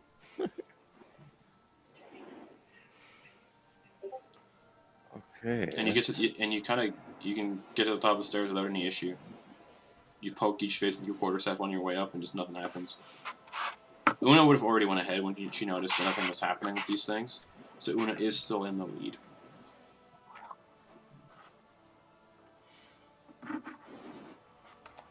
Yeah, so yeah, Una and Nesla get to the top of the stairs without much issue. Look to Dr. Bunsen, like, do we follow? Do we find another way out? I mean, you could probably just avoid the stairs, right? Can I avoid the stairs? Is there a wall going up to where they are? You wouldn't really be able to navigate the wall based on the height and everything, even with your slippers. It'd be a little Oh, weird. he'd just be like kind of crouch walking. Yeah. Or just walking on the Let's go, ceiling. you guys. Well, if you want, I could try and carry you. No, But if I go I'm- down, I then you can- go down. I can do it myself. All right. I am a strong, independent woman. I don't need a man. You know what? You are. Yes, I am. All right. You first. Felix gonna, just kind of pick up the edge of her skirt and tiptoe up the stairs like, oh, sorry. Your feet stink! Oh, yes, okay, thank you. I just died. And they kind of like laugh and disappear.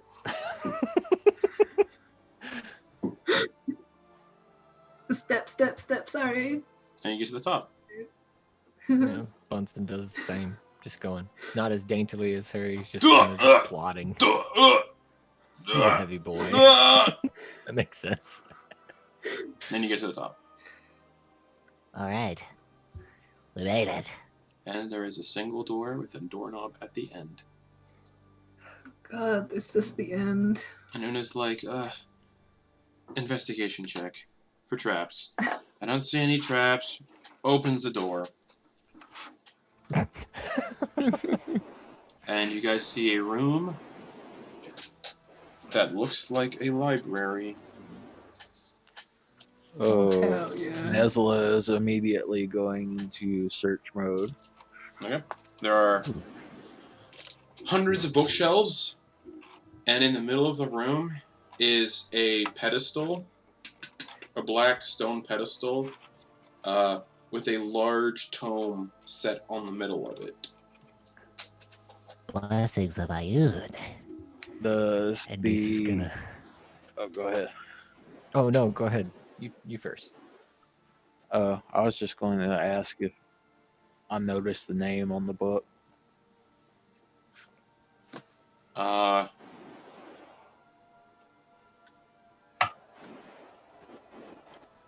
It says the Dark Powers on it.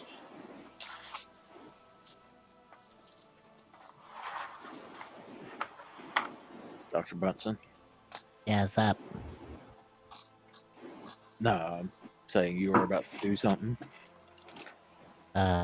What you got there, Nesla? This might be what we were looking for. Let me have a Right. look. Oh. That looks like something we probably shouldn't touch until we're done here. Una, can you come check this pedestal out for me? Sure. What am I... Don't touch it. I'm not going to touch it. I'll help you look around. Just want to make sure there's Natural no... 20, that's for a 30. I don't see traps in any way. But if there's magic permeating from it, I wouldn't know. And she steps back.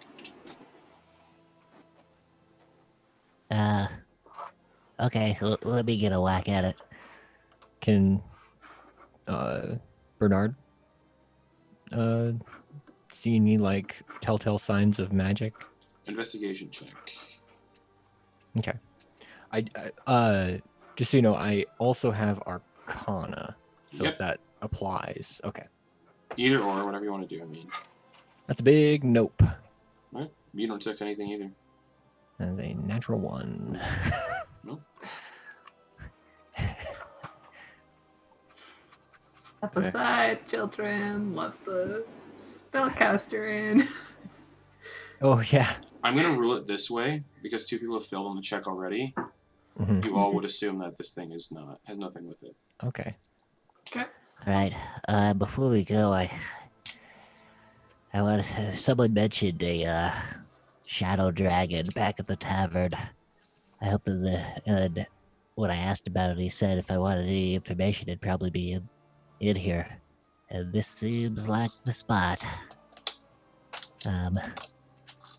So, He's gonna do a quick look at around and see if there's any alphabetical order that the things might be in, or Yes. language. Maybe he might not know the language. It is all in a language.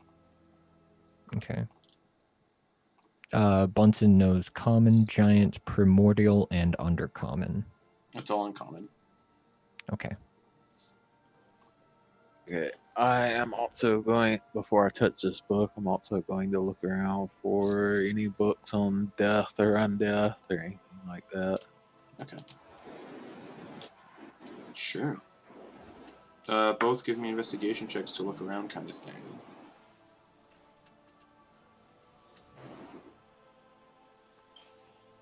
$20. 14. 14. Nesla, you find a book. It's a black bound tome with black pages. Bernard, what exactly is Bernard looking for? Anything about? Any information about this shadow dragon? You do not uncover anything about a shadow dragon. dang it, he said that it would be here. That's a bummer. Being that Bunsen is also a follower of Ioun, are there any books that look like that the knowledge could help humanity, as he was like skimming the titles and looking through all of them? No. All the books in here appear to be very evil focused. Nothing good, nothing helpful. More about causing chaos, causing pain, causing disorder. Not necessarily any information about strengths or weaknesses of dark creatures. It doesn't have to be dragon, but just like in general, he's trying to do as much research on what he might be coming up against. It's mostly just like history books of the domains of dread. Almost that like could still be useful. Almost like they are being cataloged. Okay. He'll grab what he thinks is one of the oldest history books. Okay. On the domains of dread. Sure. He's not going to take any time to read it because he wants to get the F out of here. So he's going to reach up, look around, make sure that there's nothing crazy going on with there. And hopefully it's like, imagine that it's probably a pretty big tome. And he's just going to try to take it out, make sure that it doesn't turn to dust or anything, because he's aiming for like the oldest looking history thing that he can find that might be useful. It does not crumble to dust, but it's very delicate and fragile. Okay. All right. He's going to wrap it in some of the bindings that he created earlier, so that it doesn't get jostled too much, and then put it in his pack. Okay. Okay, Nesla is going to just straight up put the black tome in his bag. But taking a note from Dr. Bernard, I'm going to remove my robe or cloak, whatever it is I'm wearing, and kind of look at everybody. Y'all ready for this? Wait. Did he just say y'all ready for this after he disrobed, so we're seeing just bare ass tabaxi? I'm standing at the prominent tome holding the robe in front of me. But I mean, is Nesla like a naked kitty man right now? No, he still has his shirt on. Okay. So he's just a Pooh Bear in it kitty man. Yeah. Oh, jeez, Nesla. Okay, all right, bud. Yeah, I guess we're ready. I'm gonna look to Real Ophelia. quick. Mm-hmm. Oh, During this time, Ophelia would have been looking for like paper and a pen so she could write something down. Is there anything like that here? You could find really old pieces of like brittle parchment, but no real like quills or anything. Damn. Hmm. I'm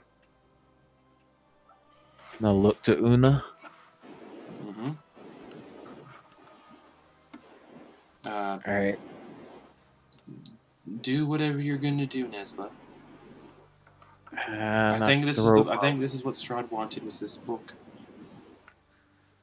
I throw my robe over the book Mm-hmm. and pick it up. As soon as you pick the book up, the room is bathed in red light. The entire room is just plunged into red light. What was dim darkness is now just bright red light, bouncing off of everything. And Oh shit! That's not something good. in the ceiling opens up, and a large red crystal descends from the ceiling, and the crystal's about 60 feet wide. About 40 feet wide and 40 feet tall, and it just descends from the ceiling. The ceiling closes, and the crystal starts floating in space about 40 feet up. Or about 30 feet up. That's not good, is it? can we glean anything Probably from not. this? You said it's a red crystal. And there looks like there's a shadowy mass inside of it. So it's kind of like a see-through, disco globe. But a crystal, like it is jagged and pointed. Oh, okay. Oh, right. I was just wondering if like light was kind of playing off of it or just emitting from it. It looks like it's emitting from it, but there is a shadowy mass inside of it. Okay. And if you guys are patient real quick, I will send you, as always, because I've not had a lot of prep time for making digital maps on map-making tools. Dude, as I've been going on through all this stuff, I am learning to swear by grid paper. That stuff is super sweet. I have an entire notebook full of grid paper, but I don't want to use it yet until I finish this notebook. Gotcha.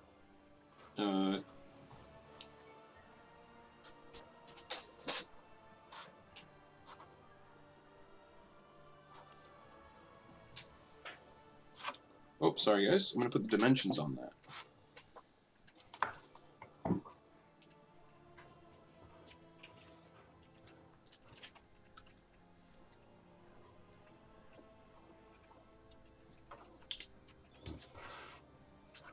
I guess as this thing is coming down, we'll finish wrapping it and stick it in my bag. Okay. Also, as this thing descends, you kind of hear the door go gugunk. Oh. All right. Are there any other doors or anything in here? You do not see any. Just bookcases and bookcases and bookcases. You see 1, 2, 3, 4, 5 very large bookcases.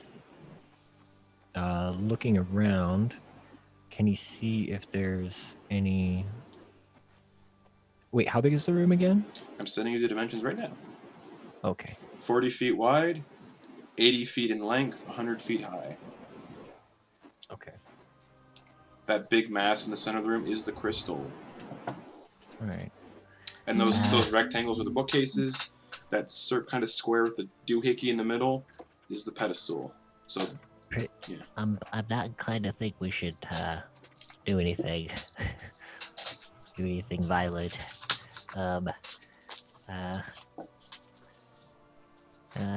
he's gonna start trying to look behind bookcases to see if there's any type of secret stuff going on. You look around the bookcases, you don't see anything. Nothing. How high up do the bookcases go? The bookcases are about 60 feet tall. Can I use my slippers of spider climbing to get on top of one? Yeah, which And- one? The closest ones to you guys are the ones kind of near the door. I'm gonna go to the one to the right of the door. Okay. You climb up it. And as you get to the top, you can kind of see whatever's in the crystal is moving around. It almost looks like an embryo. Fun.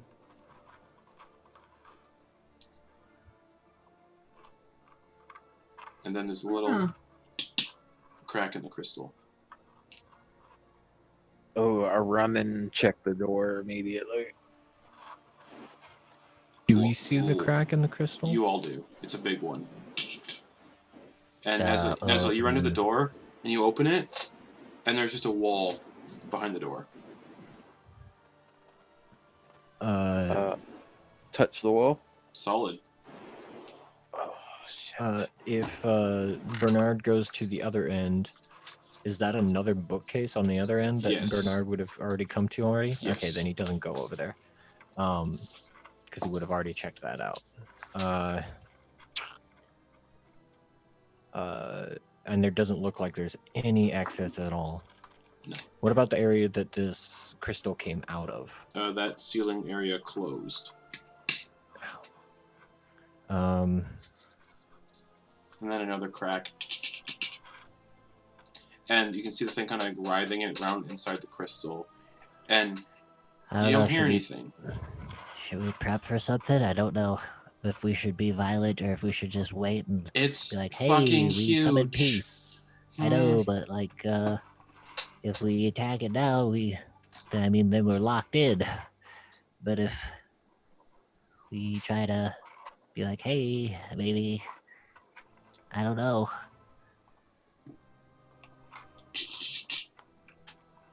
I think we should wait for it to attack us first before we attack. Did anyone maybe find a book that might have information on what that thing might be? Maybe? Hello? Nesla, get to reading, I Yeah. guess.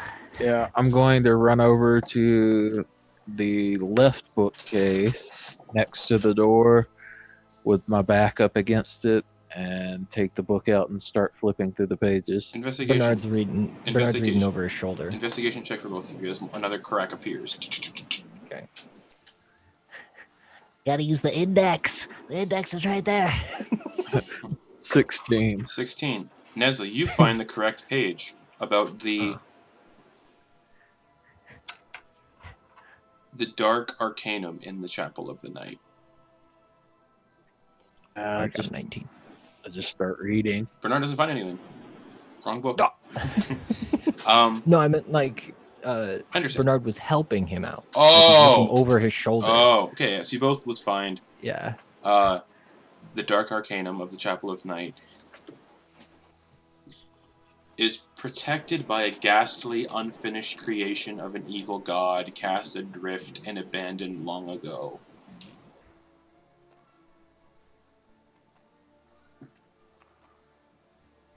Since an atropal was never truly alive, it can't be raised from the dead or resurrected by any means. Even divine intervention can't breathe life into this hateful, miserable horror. And you would deduce that the thing inside that crystal is a creature called an atropal. Good info. And then he's gonna start climbing up to where Ophelia is. Okay. And get on top of the same So, bookcase. so you guys are on the rightmost bookcase by the door. Yeah. Nesla, you're reading this book and you see a picture actually scribbled into the pages. You both would have seen this scribbled into the pages. Okay. Yeah. Which I will share the picture with everybody because I mean that's fair. Because that's what we're gonna be seeing. Oh, But that's what the picture you see in the book.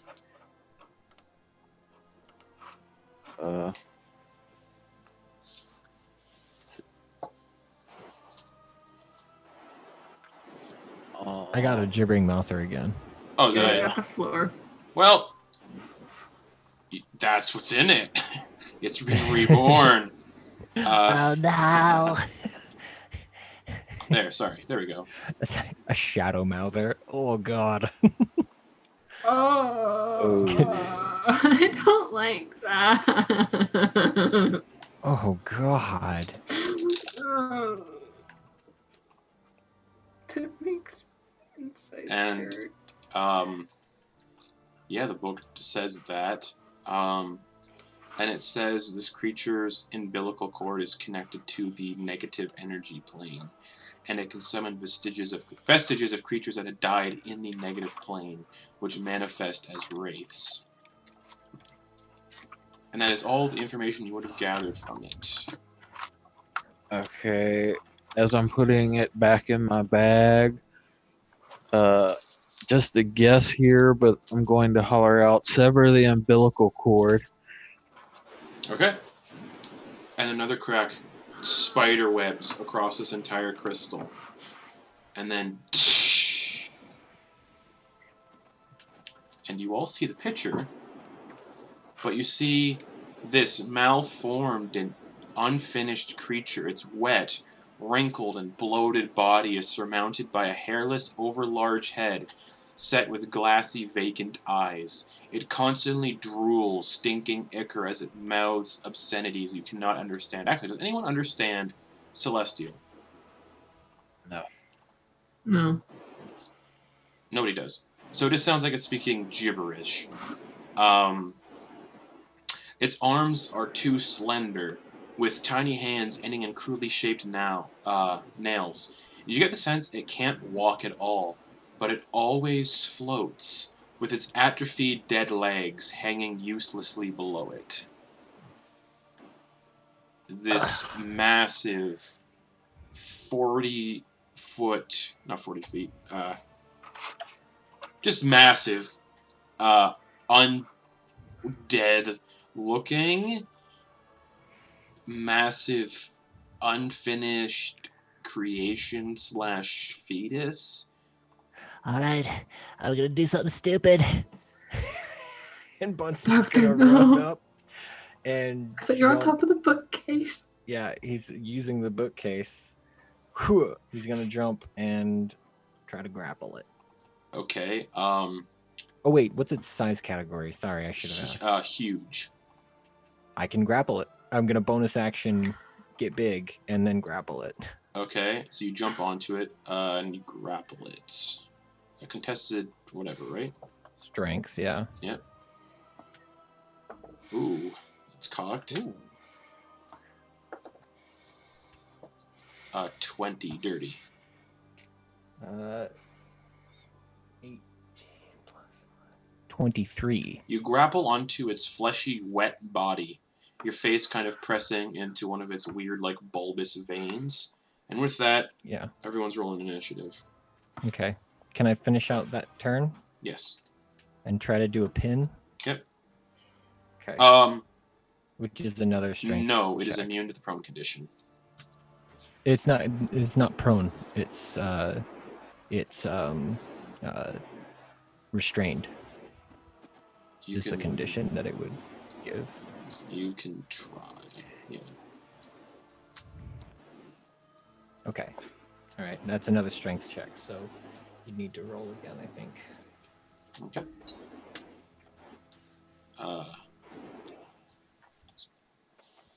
15. Oh, I had advantage. 17.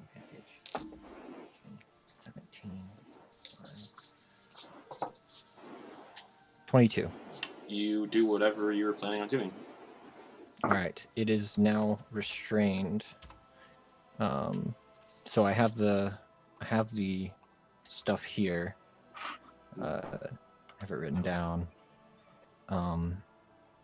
Restrained. A restrained creature's speed becomes 0 and it can't benefit from any bonus speed.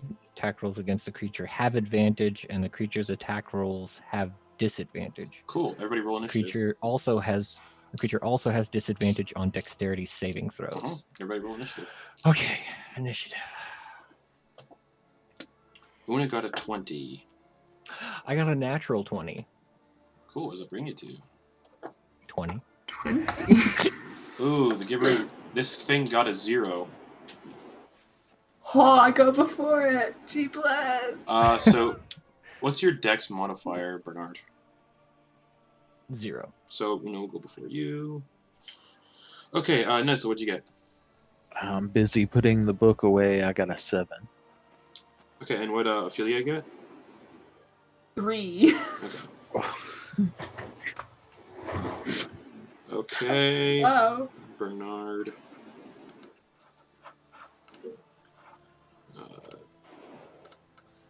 Okay, Una is first.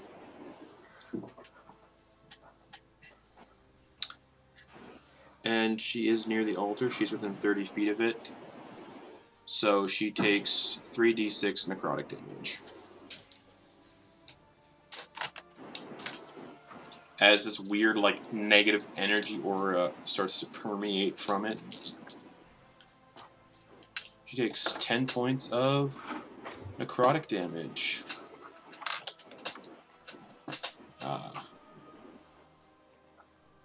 And she is going to... because it is currently floating 40 feet up, so, or 30 feet up. She's just going to throw a dagger up at it. 18 or 15. She does have advantage, right? Yeah?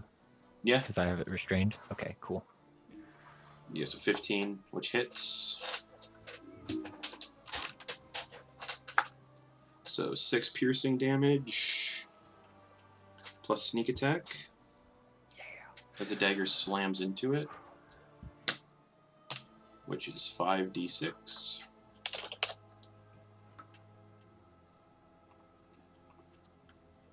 As you guys, she throws a dagger at this big bulbous fetus creature, and that's 22 sneak attack damage. All right. Oh wait. Sorry. The dagger hits it, and it looks like it doesn't do any damage whatsoever. Ooh, piss. And she's like, fuck. And she's gonna clamber up the leftmost bookcase.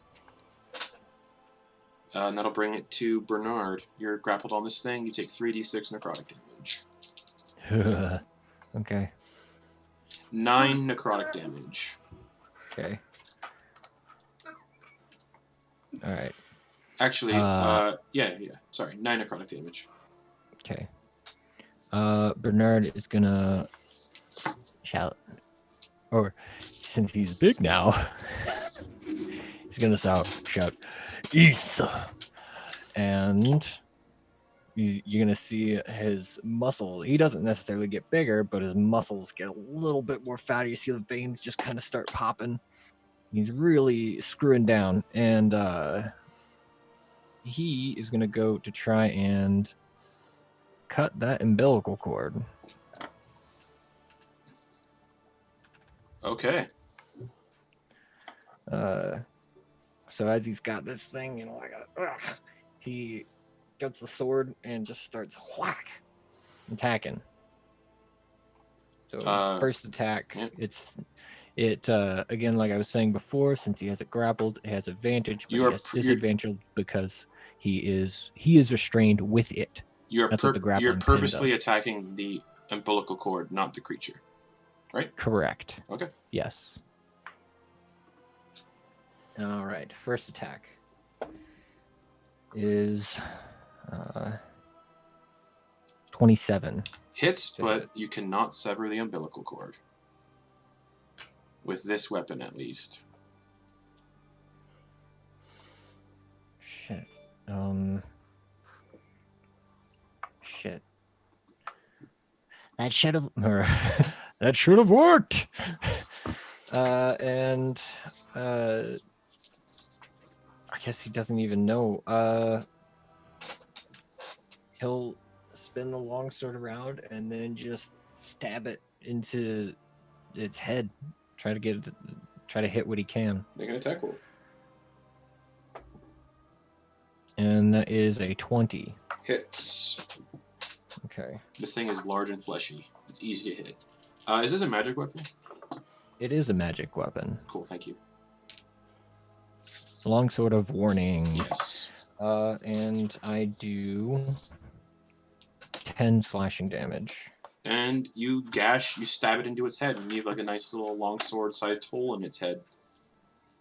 That appeared like it did damage.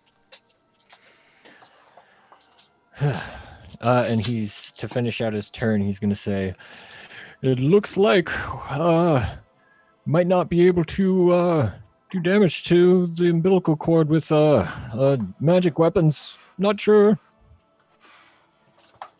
Okay. That'll bring it to... it's going to use a legendary action, actually. And with disadvantage... Oh, no, it's not. It's going to start to do life drain on Bernard. Bernard needs to make a Constitution saving throw. Okay.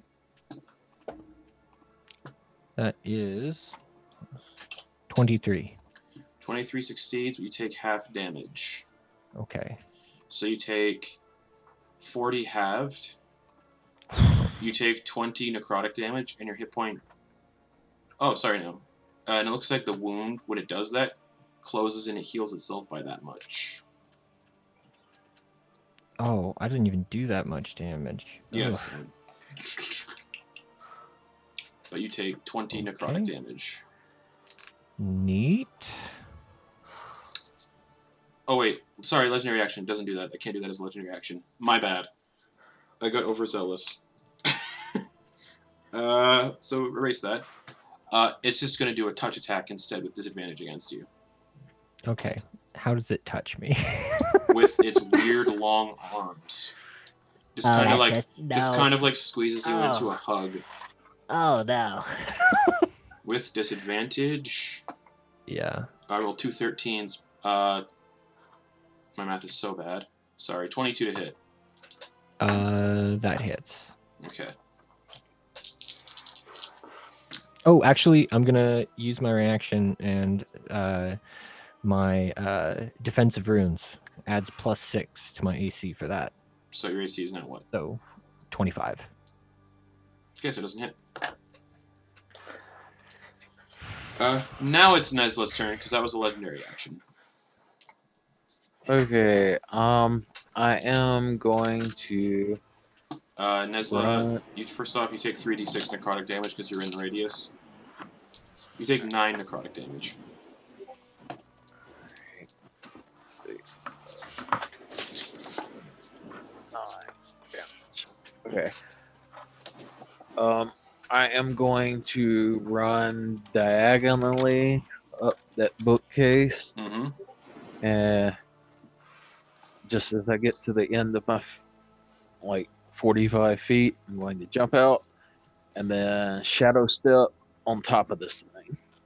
There's no dim dark in here, so I don't think you can do shadow step. Oh, okay. All right, then. I guess I'm going to dash and jump for it. And just jump onto it? Yep. Acrobatic check to see if you can land on it. It's very wet and slippery and squishy. Acrobatic 25. You jump and land on its bulbous belly. Alright. Yeah, I claw in and hang on. Alright, Nick. Oh, you're not making an attack? Okay. I had to use my action to dash. Alright, it's gonna do another legendary action then. And shoot a ray of cold at 1 and 2 will be Ophelia, 3 and 4 will be Una. That'll be Una. So it's with disadvantage, but it's got a really high modifier. That's an 18 to hit with disadvantage. That hits Una. So she gets hit by this ray of cold. Just this beam of cold comes out of its eyes. Just or like just kind of out of its body, not really anywhere specific. And Una takes 27 points of cold damage.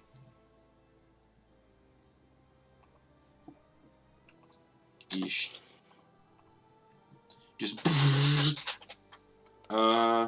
yeah, now it's Ophelia's turn. Because that was a legendary action, so it's Ophelia's turn. Wow.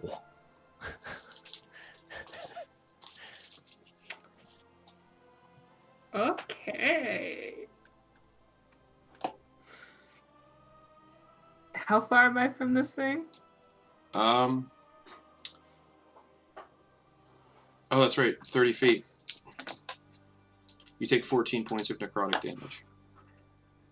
Cool, sausage, baby. I can take it. I'm gonna tank, y'all.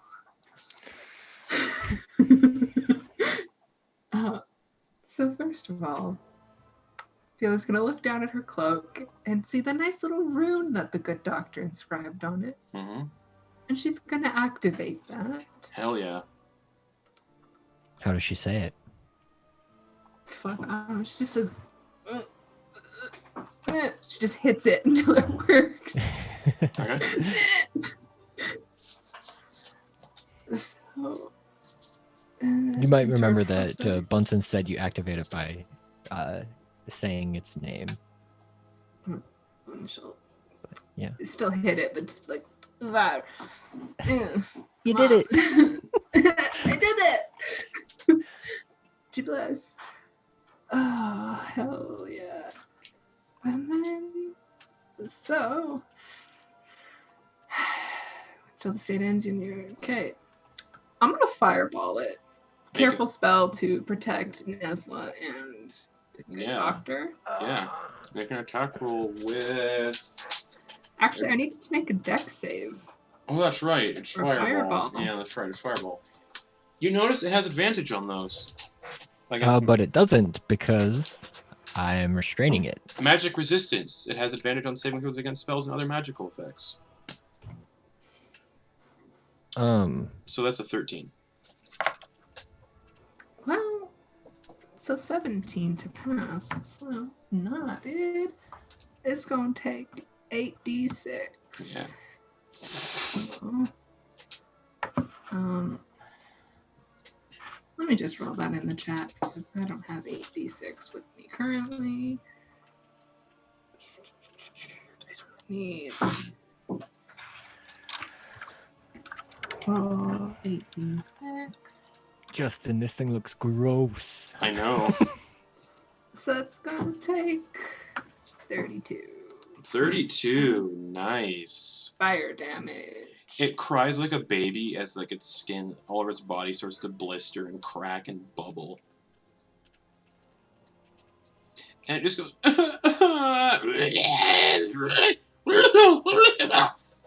it just starts like it's speaking Celestial. Sure, no one understands Celestial, so it's just screaming obscenities in a language you do not understand. All right.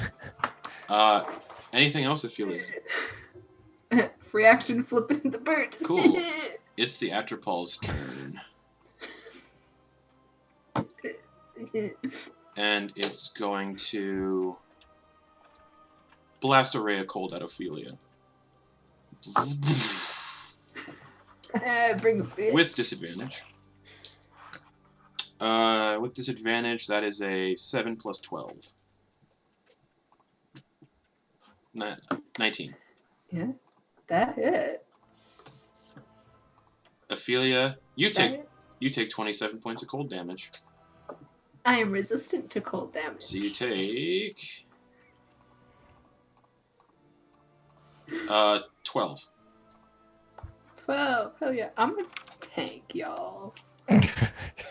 Don't say that. It sends. Please don't say that. It senses that the full amount of its attack does not kind of hit you, so it'll change up its game a little bit. Oh God. And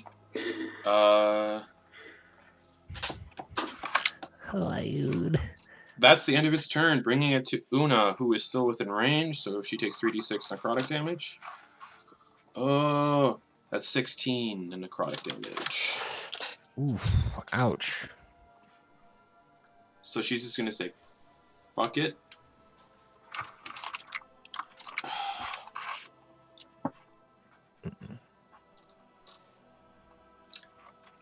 can't. The daggers don't do anything.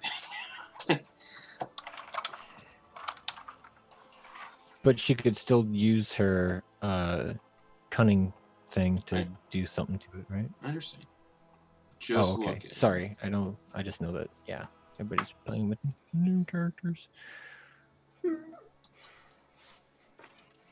Okay. She will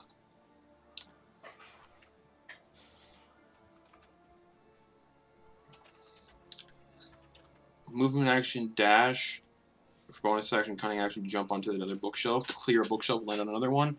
As she does that, bolt to the grave.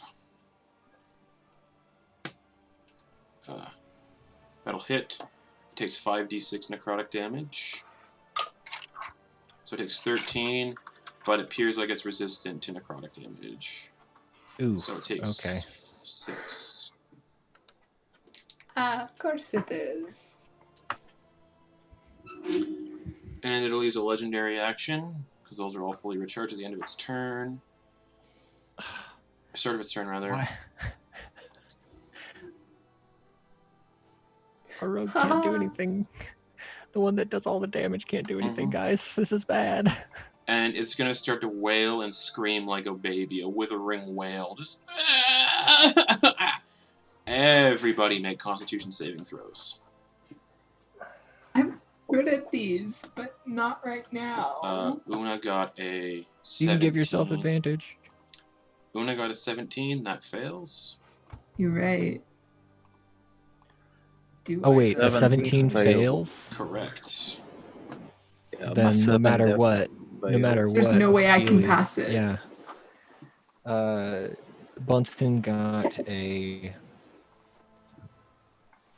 That is 21. Succeeds. What did Nesla get? 7. Ophelia? 13. Alright. Una, Nesla, and Ophelia gain 1 level of exhaustion.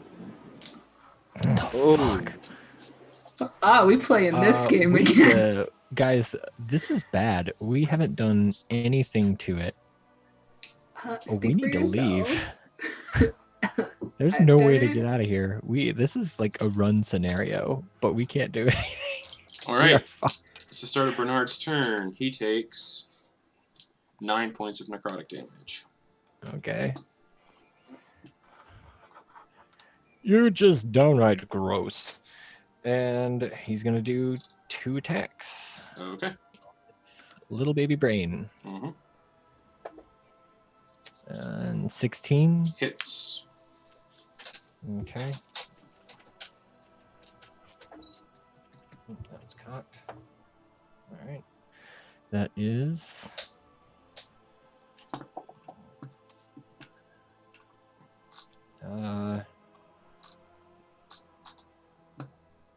Sorry.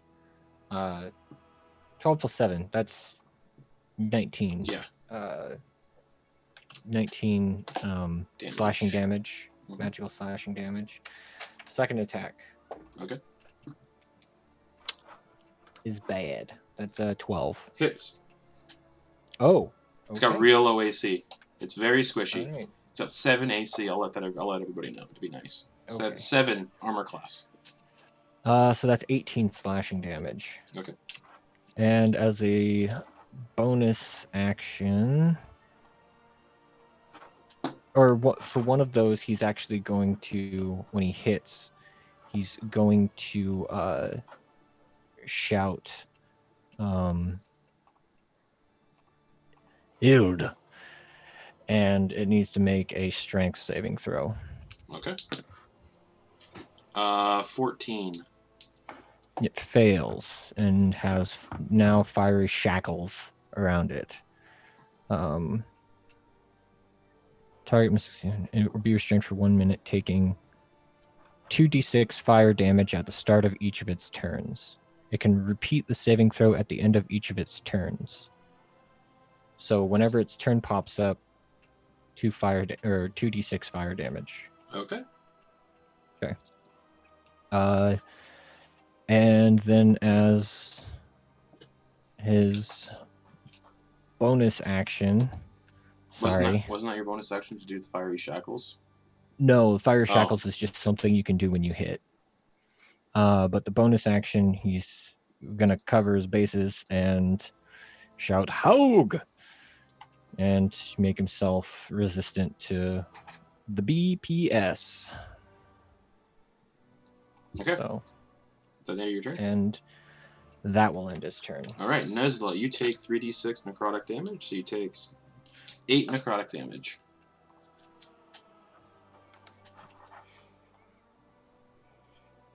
Alright.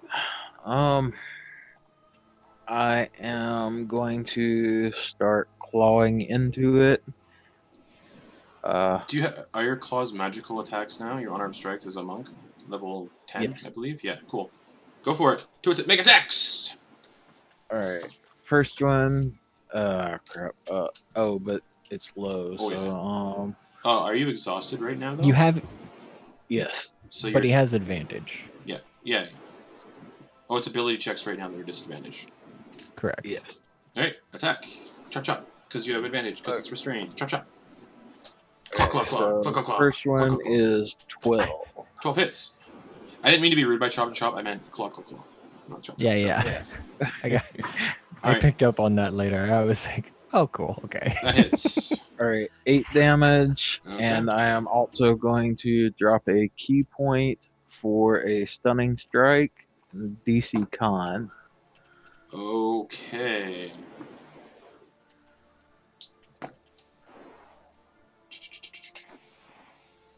$24.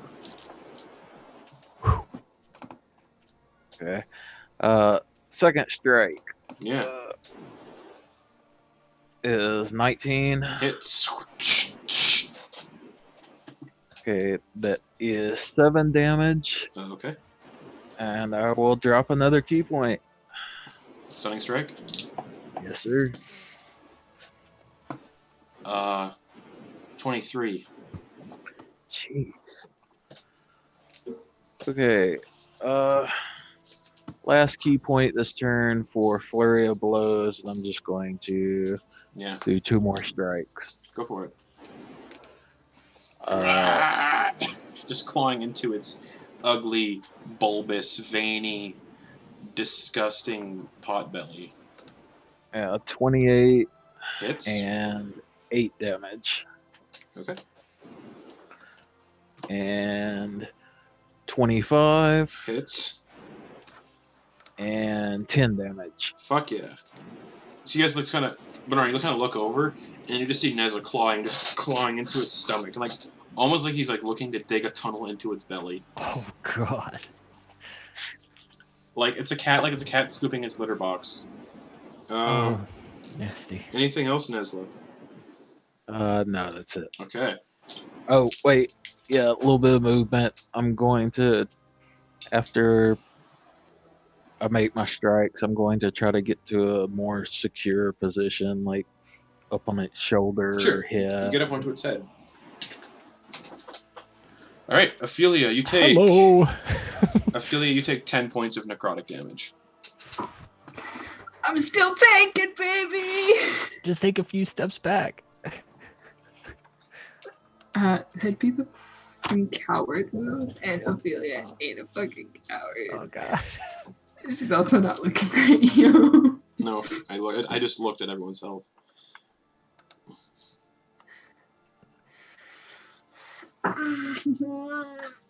Why are all of my spells saving throws? You guys are doing very well against this, I'm just saying. Very well. Minus the exhaustion. Oh, sorry. Did it go yet? Or no? No. Sorry. Okay. Ophelia goes It's before It's me. after me. Right. And I wanted to verify something that happened earlier, Justin. Sorry Mhm. about that. So I did use a magical weapon on its umbilical cord. So now everybody knows that the umbilical cord can't be cut by magical weapons, correct? Correct. Okay. All right. Cool. I just wanted to lay that out for Mhm. everybody. Did we notice the umbilical cord taking any damage when she cast Fireball? Nope. Okay, cool.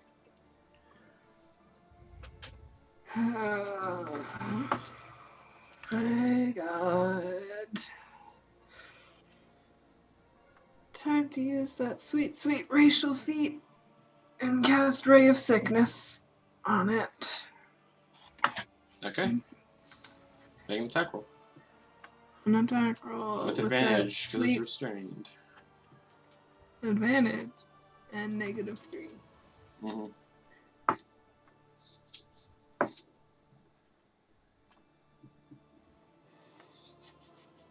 7. Just hits. Dabs. Dabs. Roll damage on that ray of sickness. You're just like, Fuck. Alright. dab, and it comes out. That is dabs. So that is a sweet 3d8. What damage is that, by the way? Poison. Cool. 12 plus 8, 20. 20 damage, eh? You hit it, and it kind of vomits up a little bit, and it looks like it took the full amount. Is that the one that makes it so that it does half damage on attacks, or what is the secondary effect of that spell? That's Raven Feeble. Right, thank you. On a hit, target takes poison damage and must make a Constitution saving throw. On a failed save, it is poisoned until the end of your next turn. That's a 17. It makes it. Okay. Anything else, Ophelia?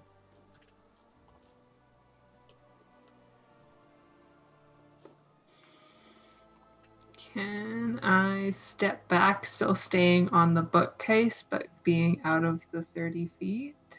You can certainly try. Right. Yes. Okay, I'm gonna do that. Okay. You step back on the bookshelf, and it is the Atropol's turn. So, it is going to look at... It's going to tilt its head so it can see Nesla up on its head. And it's going to do Life Drain. Constitution saving throw with... Hold on. Constitution saving throw. Disadvantage. Or wait. Nope. Is ability check? No. Disadvantage on saving throws is on level 3 exhaustion. Okay. So just a straight con save. 14. 14, that is a fail. Not great damage. You take 23 points of necrotic damage. And it starts to heal that amount.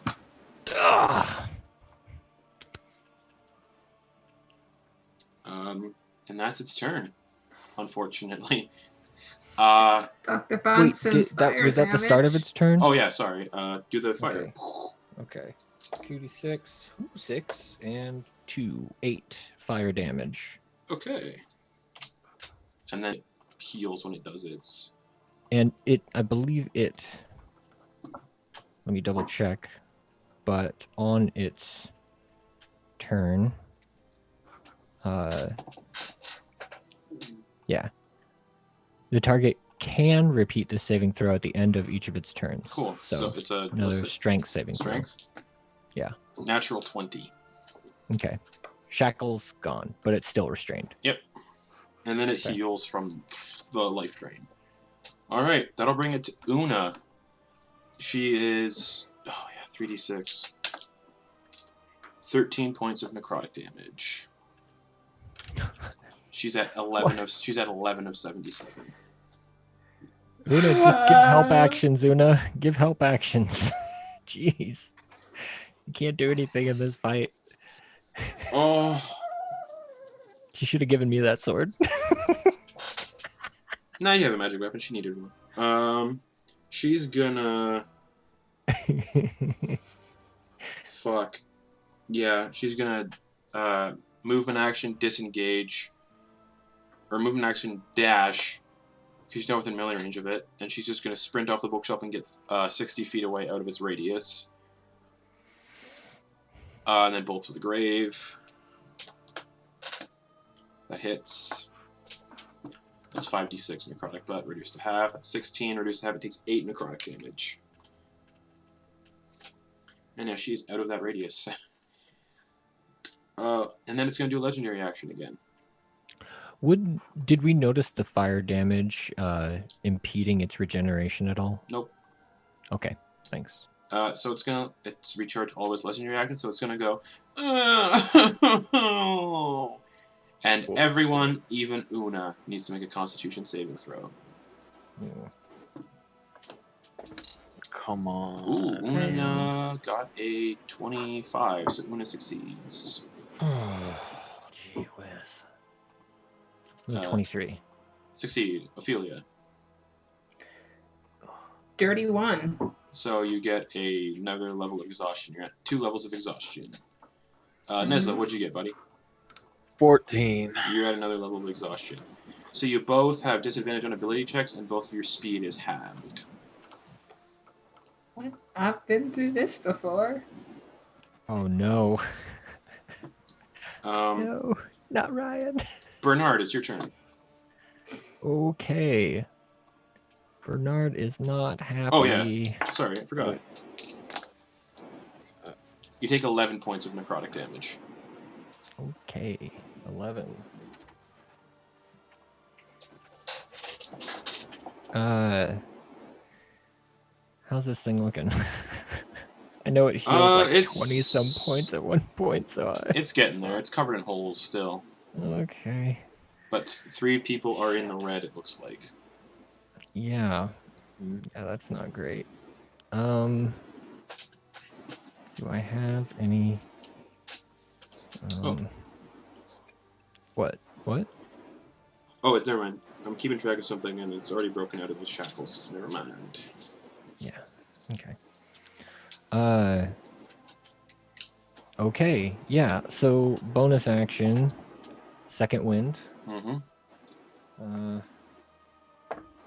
That is not bad. 16. I'll heal for 16. Okay. That's the bonus action. And then I'm gonna make 2 strikes again on this guy. Okay. First one is 22. Hits. And that does 12, 18 slashing damage. Okay. Second attack, 28. Mm-hmm. And that does, gross, 10 slashing damage. Okay. How's it looking now? Pretty beat up. Okay. Yeah, that's my 2 actions. Bonus action. I am also restrained. That's my movement. Okay. All right, that'll bring it to Nesla. Nesla, you take 10 points of necrotic damage. This aura is just like... Yep. Okay, realizing I'm about to go down, I'm gonna go ham this time. Okay. And I'm gonna reach it, and let out this blood-curdling, like, tomcat scream. Mm-hmm. And reach down and just start clawing up on its face. Okay, make attack rolls.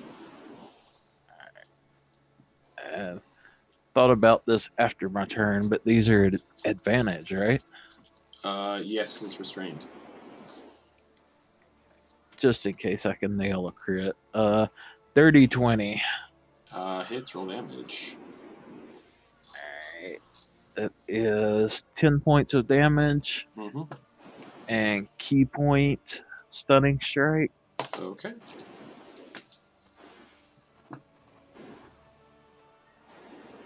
$14. Fail. It is stunned. Okay. And second hit. Mm-hmm. 15. Hits. Right. 8 points of damage. Okay. Key point for flurry of blows. Yep. And first one, oh crap.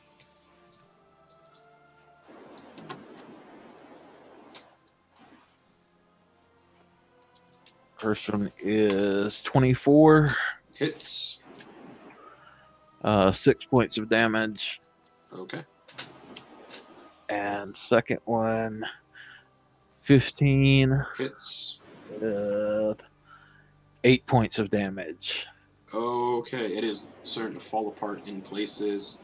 It's not looking great at all. Okay. And that's my turn. Okay, that'll bring it to Ophelia. You are 60 feet away, roughly. Or 40 feet away, roughly.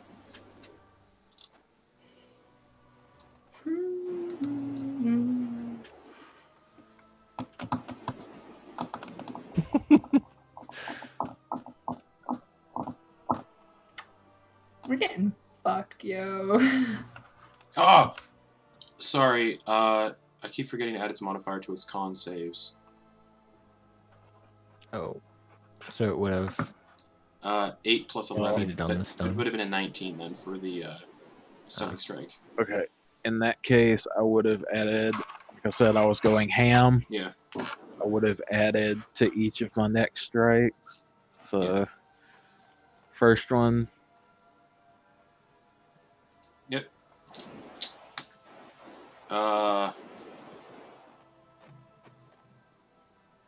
Math. I'm so sorry. I'm so bad at it. 30. oh crap. Okay. Third strike, Yep. 16. ah crap, and last strike. 30. Cool. But it does take all the That damage was a from all good that. That was a good. Oh, that was wait. a good try, Nesla. Yeah, it would take all the damage. So. Yeah. Cool. Alright. Ophelia. Oh. Yeah, Ophelia. Yeah. You're 40 feet away. And it is not stunned because I forgot to add its plus 11 to its con saves. Ah, plus 11.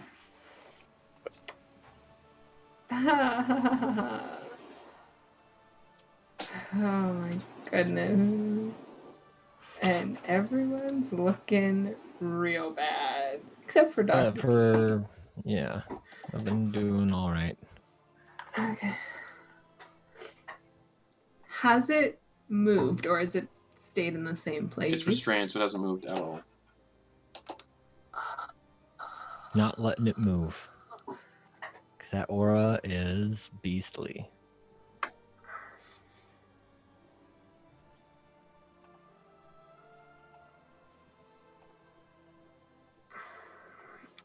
And for mechanical purposes, are Nesla and Dr. Bunsen technically in its space? Yes.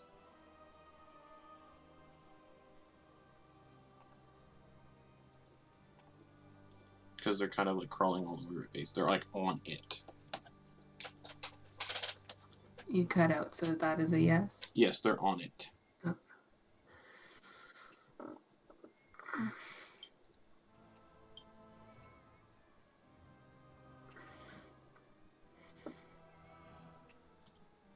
Oh my god.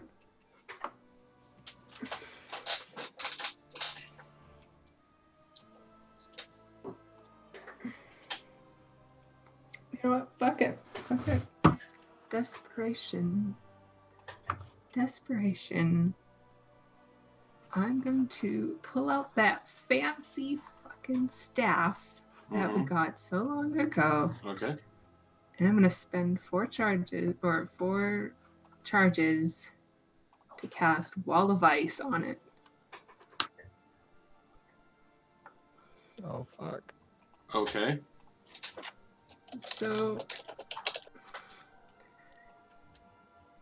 I need everybody to make a dexterity save throw. And I'm going to spend my reaction to give advantage to Bunsen. Push to one Nesla. side of the wall. Nesla.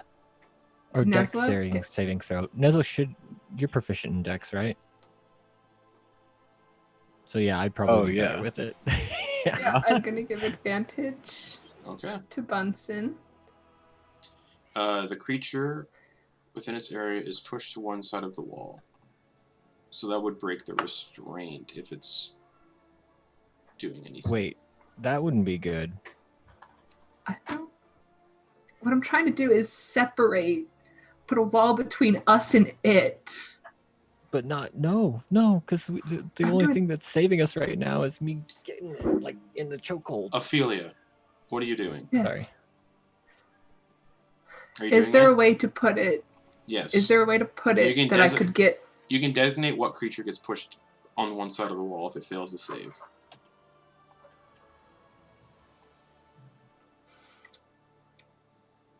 Then I am going to try and encapsulate it in a sphere of ice. Okay. And you cannot cover it in a sphere of ice because the sphere of ice can only be 10 feet. This creature's bigger than this creature's bigger than 10, way bigger than 10 feet. Well, then I want to just block it. Okay, Nesla, Bernard, and this thing make dexterity saving throws. It got a 10. That is a fail. Mm-hmm. Mine was a 23. Succeeds. With advantage, I got a 6. Okay, just reading this, everyone who failed gets 10d6 cold damage. Mm-hmm. Or half as much on a success. Oh, shit. Yeah. Bye, Nesla. Yep. I know what I'm doing.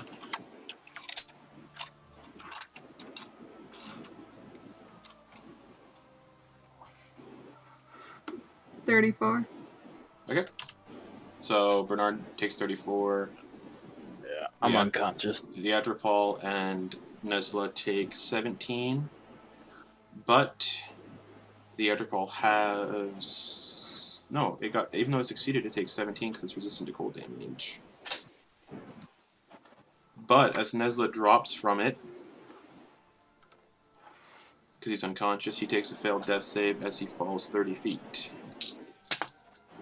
And he takes 12 bludgeoning damage and has a death fail save. And Ophelia, as the ice wall erupts around this Atropol and basically breaks restraint, because it's moving it back, Bernard also falls. 9 bludgeoning damage for Bernard. Halved. Yep. Ophelia, how do you want to do this? It had 9 hit points.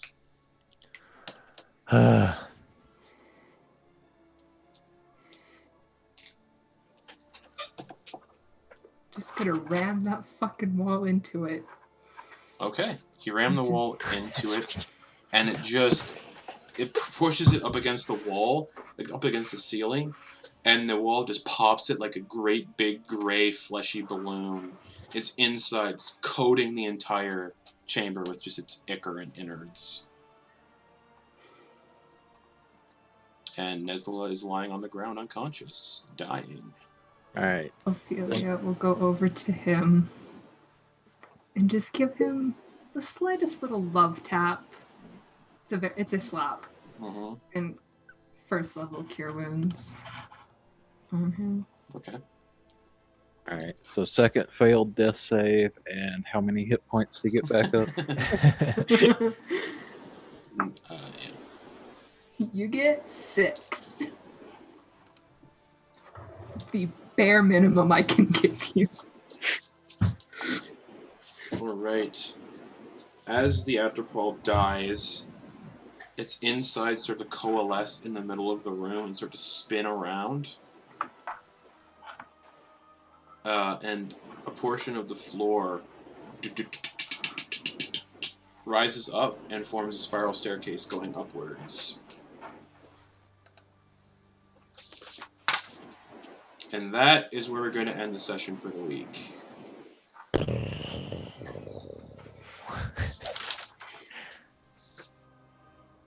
Dang. And since you guys recovered the book, everyone can level up to 11th level. Yeah! Woo! Oh my gosh. Ophelia, you bitch! I didn't actually damage you. So, thank you for watching, Julia, don't everybody. play. That totally won't have any repercussions. Thanks for I watching, rolled a everybody. 7 Okay. for hit points. Okay. Thanks for watching, everybody. We'll be back next week at 7:15 p.m. Eastern Time to continue the party's quest inside the Chapel of the Night, because I made a dungeon, y'all, and it's not over yet. So, good night, everyone. Bye-bye. Oh.